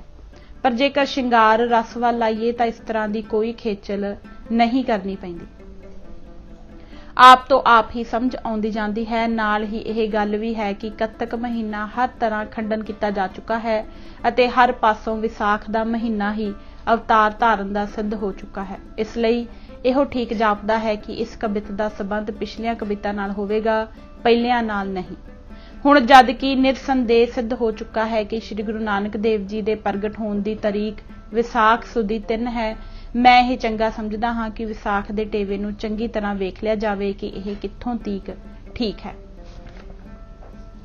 ਮਾਲੂਮ ਹੁੰਦਾ ਹੈ ਕਿ ਇਹ ਵਿਸਾਖ ਵਾਲਾ ਟੇਵਾ ਸ੍ਰੀ ਗੁਰੂ ਜੀ ਦੇ ਪ੍ਰਗਟ ਹੋਣ ਤੋਂ ਬਹੁਤ ਚਿਰ ਮਗਰੋਂ ਬਣਿਆ ਹੈ, ਕਿਉਂਕਿ ਇਹ ਬਹੁਤ ਸਾਰਾ ਅਸ਼ੁੱਧ ਹੈ। ਸੰਮਤ 1526 ਵਿਸਾਖ ਦਿਨ 8 ਬੁੱਧਵਾਰ ਇਸ਼ਟ 51 ਘੜੀਆਂ 30 ਪਲ। ਇਸ ਟੇਵੇ ਵਿੱਚ ਸੂਰਜ ਪਹਿਲੇ ਘਰ ਹੈ, ਜਿਸ ਤੋਂ ਸਿੱਧ ਹੋਇਆ ਕਿ ਇਹ ਵਿਸਾਖ ਮਹੀਨੇ ਦਾ ਹੈ। ਹੁਣ ਅਸਾਂ ਵੇਖਣਾ ਹੈ ਕਿ ਇਹ ਵਿਸਾਖ ਸੁਦੀ 3 ਸੰਮਤ 1526 ਨੂੰ ਕਿਹੜਾ ਵਾਰ ਅਤੇ ਕਿਹੜੀ ਤਾਰੀਖ ਸੀ। ਇੱਥੇ ਉਹ ਸਾਰਾ ਹਿਸਾਬ ਨਹੀਂ ਦਿੱਤਾ ਜਾਂਦਾ ਜਿਸ ਦੁਆਰਾ ਹੇਠ ਲਿਖੀਆਂ ਗੱਲਾਂ ਮਾਲੂਮ ਕੀਤੀਆਂ ਗਈਆਂ ਹਨ, ਕਿਉਂਕਿ ਸਾਰੇ ਪਾਠਕਾਂ ਨੂੰ ਉਸ ਦੀ ਸਮਝ ਨਹੀਂ ਆ ਸਕਦੀ, ਕੇਵਲ ਸਿੱਟਾ ਹੀ ਦੱਸ ਦਿੱਤਾ ਜਾਂਦਾ ਹੈ। ਜੇਕਰ ਸਾਰਾ ਹਿਸਾਬ ਦੇਖਣਾ ਹੋਵੇ ਤਾਂ ਗੁਰਪੁਰਬ ਨਿਰਣੈ ਵਿੱਚ ਦੇਖਿਆ ਜਾ ਸਕਦਾ ਹੈ। ਪਤਾ ਲੱਗਦਾ ਹੈ ਕਿ ਵਿਸਾਖ ਸੁਦੀ 3 ਸੰਮਤ 1526 ਹੈ। ਸ਼ਨਿਚਰਵਾਰ 20 ਵਿਸਾਖ 15 ਅਪ੍ਰੈਲ 1469 ਈਸਵੀ, ਜਿਸ ਤੋਂ ਸਿੱਧ ਹੋਇਆ ਕਿ ਟੇਵੇ ਦੀ 8 ਵਿਸਾਖ ਬੁੱਧਵਾਰ ਦੀ ਲਿਖਤ ਅਸ਼ੁੱਧ ਹੈ। ਪਰ ਜਦ ਸੰਮਤ 1527 ਦੀ ਵਿਸਾਖ ਸੁਦੀ 3 ਤੋਂ ਹਿਸਾਬ ਕਰੀਦਾ ਹੈ ਤਾਂ ਇਸ ਸਾਲ ਵਿਸਾਖ ਸੁਦੀ 3 ਬੁੱਧਵਾਰ 8 ਵਿਸਾਖ ਹੀ ਬਣਦੀ ਹੈ। ਇਸ ਤੋਂ ਮਾਲੂਮ ਹੁੰਦਾ ਹੈ ਕਿ ਟੇਵਾ ਬਣਾਉਣ ਵਾਲੇ ਨੇ 1 ਸਾਲ ਦਾ ਭੁਲੇਖਾ ਖਾਦਾ ਹੈ। ਕਈ ਸੰਮਤ ਗਤ ਵਰਤੀਦੇ ਹਨ, ਕਈ ਵਰਤਮਾਨ। ਹਿੰਦੁਸਤਾਨ ਦੇ ਅੱਡ-ਅੱਡ ਹਿੱਸਿਆਂ ਵਿੱਚ ਅੱਡ-ਅੱਡ ਸੰਮਤ ਅੱਡ-ਅੱਡ ਹਿਸਾਬ ਨਾਲ ਵਰਤੀਦੇ ਹਨ। ਇਸ ਲਈ ਸਿਆਣੇ ਤੋਂ ਸਿਆਣਾ ਆਦਮੀ ਵੀ ਜਿਸ ਨੂੰ ਇਹ ਪਤਾ ਨਾ ਹੋਵੇ ਕਿ ਇਸ ਹਿੱਸੇ ਦਾ ਸੰਮਤ ਕੀ ਹੈ, ਬਹੁਤ ਭੁੱਲ ਕਰ ਸਕਦਾ ਹੈ। ਸੰਮਤ 1526 ਨੂੰ ਜੇਕਰ ਗਤ ਵਰਤੀਦੇ ਤਾਂ ਸੰਮਤ 1527 ਵਰਤਮਾਨ ਹੋ ਜਾਏਗਾ, ਅਤੇ ਜੇਕਰ ਸੰਮਤ 1526 ਨੂੰ ਵਰਤਮਾਨ ਮੰਨੀਏ ਤਾਂ 1525 ਗਤ ਹੋ ਜਾਏਗਾ। ਪਰ ਹਿਸਾਬ ਵਿੱਚ ਕੁਝ ਵੀ ਫਰਕ ਨਹੀਂ ਪਵੇਗਾ। ਮਾਲੂਮ ਹੁੰਦਾ ਹੈ ਕਿ ਟੇਵਾ ਬਣਾਉਣ ਵਾਲੇ ਨੇ 1526 ਨੂੰ ਗਤ ਮੰਨ ਕੇ ਉਸ ਦਾ 1527 ਵਰਤਮਾਨ ਕਰ ਦਿੱਤਾ ਅਤੇ ਫਿਰ ਭੁੱਲ ਕੇ ਸੰਮਤ 1527 ਵਰਤਮਾਨ ਦਾ ਟੇਵਾ ਬਣਾਉਣ ਦੀ ਥਾਂ ਸੰਮਤ 1527 ਗਤ ਦਾ ਟੇਵਾ ਬਣਾ ਦਿੱਤਾ, ਜਿਸ ਨਾਲ ਟੇਵੇ ਵਿੱਚ ਪੂਰੇ 1 ਸਾਲ ਦਾ ਫਰਕ ਪੈ ਗਿਆ। ਪੁਰਾਣੀ ਜਨਮ ਸਾਖੀ ਵਿੱਚ ਗੁਰੂ ਜੀ ਦੇ ਪ੍ਰਗਟ ਹੋਣ ਦਾ ਸੰਮਤ ਜੋ 1525 ਦਿੱਤਾ ਹੈ, ਪਿਛਲਿਆਂ ਵਿੱਚ 1526। ਇਸ ਦਾ ਵੀ ਇਹੋ ਕਾਰਨ ਜਾਪਦਾ ਹੈ ਕਿ ਗਤ ਵਰਤਮਾਨ ਦਾ ਭੁਲੇਖਾ ਲੱਗਾ ਹੈ। ਗੁਰਪੁਰਬ ਨਿਰਣੇ ਵਿੱਚ ਗਤ ਵਰਤਮਾਨ ਨੂੰ ਚੰਗੀ ਤਰ੍ਹਾਂ ਖੋਲ ਕੇ ਦੱਸ ਦਿੱਤਾ ਗਿਆ ਹੈ ਅਤੇ ਹਰ ਇੱਕ ਪਾਤਸ਼ਾਹੀ ਜੀ ਦੇ ਪ੍ਰਗਟ ਹੋਣ, ਜੋਤੀ ਜੋਤ ਸਮਾਉਣ, ਗੱਦੀ ਬੈਠਣ ਦੇ ਦਿਨ, ਸਾਰੀ ਆਰਬਲਾ, ਗੱਦੀ ਬੈਠਣ ਸਮੇਂ ਦੀ ਅਵਸਥਾ ਅਤੇ ਗੁਰਿਆਈ ਦਾ ਸਮਾਂ, ਇਹਨਾਂ 6 ਗੱਲਾਂ ਉੱਤੇ ਪੂਰੀ ਵਿਚਾਰ ਕਰਕੇ ਅਸਲ ਸਿੱਟੇ ਕੱਢੇ ਗਏ ਹਨ ਅਤੇ ਫਿਰ ਸੁਦੀ ਵਦੀ ਦੀਆਂ ਤਰੀਕਾਂ ਨੂੰ ਪਰਵਿਸ਼ਟਾ ਈਸਵੀ ਤੇ ਹਿਜਰੀ ਤਰੀਕਾਂ ਵਿੱਚ ਉਲਟਾਇਆ ਗਿਆ ਹੈ ਔਰ ਪ੍ਰਗਟ ਹੋਣ ਸਮੇਂ ਦੇ ਨਛੱਤਰ ਤੇ ਯੋਗ ਵੀ ਹਿਸਾਬ ਦੁਆਰਾ ਲੱਭ ਕੇ ਲਿਖੇ ਗਏ ਹਨ। ਮੁੱਕਦੀ ਗੱਲ ਇਹ ਕਿ 10 ਪਾਤਸ਼ਾਹੀਆਂ ਦੇ ਗੁਰਪੁਰਬਾਂ ਸੰਬੰਧੀ ਕੋਈ ਵੀ ਗੱਲ ਸੰਦੇਹ ਵਾਲੀ ਨਹੀਂ ਰਹਿਣ ਦਿੱਤੀ, ਕਿਉਂਕਿ ਸਭ ਗੱਲਾਂ ਉਸ ਪੁਸਤਕ ਵਿੱਚ ਇੱਕ ਥਾਂ ਦਿੱਤੀਆਂ ਹੋਈਆਂ ਹਨ, ਇਸ ਲਈ ਉਹ ਗੱਲਾਂ ਇੱਥੇ ਨਹੀਂ ਦੁਹਰਾਈਆਂ ਗਈਆਂ। ਪਾਠਕ ਜੀ, ਜੋ ਕੁਝ ਮੈਂ ਕਹਿਣਾ ਸੀ ਸੋ ਆਪ ਦੀ ਸੇਵਾ ਵਿੱਚ ਕਹਿ ਦਿੱਤਾ ਹੈ। ਆਸ਼ਾ ਹੈ ਕਿ ਆਪ ਇਸ ਸਾਰੇ ਲੇਖ ਨੂੰ ਨਿਰਪੱਖ ਹੋ ਕੇ ਵਿਚਾਰੋਗੇ ਅਤੇ ਦੇਖੋਗੇ ਕਿ ਇਸ ਵਿੱਚ ਕਿੱਥੋਂ ਤੀਕ ਸੱਚਾਈ ਅਤੇ ਕਿੱਥੋਂ ਤੀਕ ਕੱਚਾਈ ਹੈ। ਮੇਰਾ ਇਹ ਦਾਅਵਾ ਨਹੀਂ ਕਿ ਜੋ ਕੁਝ ਮੈਂ ਲਿਖਿਆ ਹੈ ਸੱਚ ਹੀ ਸੱਚ ਹੈ, पर यह मैं आप नूं निश्चा करवांदा हां कि जो कुछ लिखिया है मैं अपने वल्लों सोच के लिखिया है ते किते भी यतन नहीं किया कि अखरां दे हेर फेर जां गोल मोल गल्लां नाल सच्ची गल नूं झूठी सिद्ध करां। मैनूं विसाख सुदी 3 उत्ते हठ नहीं, कतक पूर्णमाशी नाल वैर नहीं। जिस गल नूं मैं सच समझदा हां ओह आप नूं दस्सी है। आशा है कि आप भी पक्षपात तो रहत होके निरपक्ष विचार करोगे। इस दे नाल ही कुल 143 पन्ने पढ़ के इस किताब की समाप्ति इत्थे ही हुंदी है। इजाजत दिओ। वाहिगुरू जी का खालसा, वाहिगुरू जी की फतेह।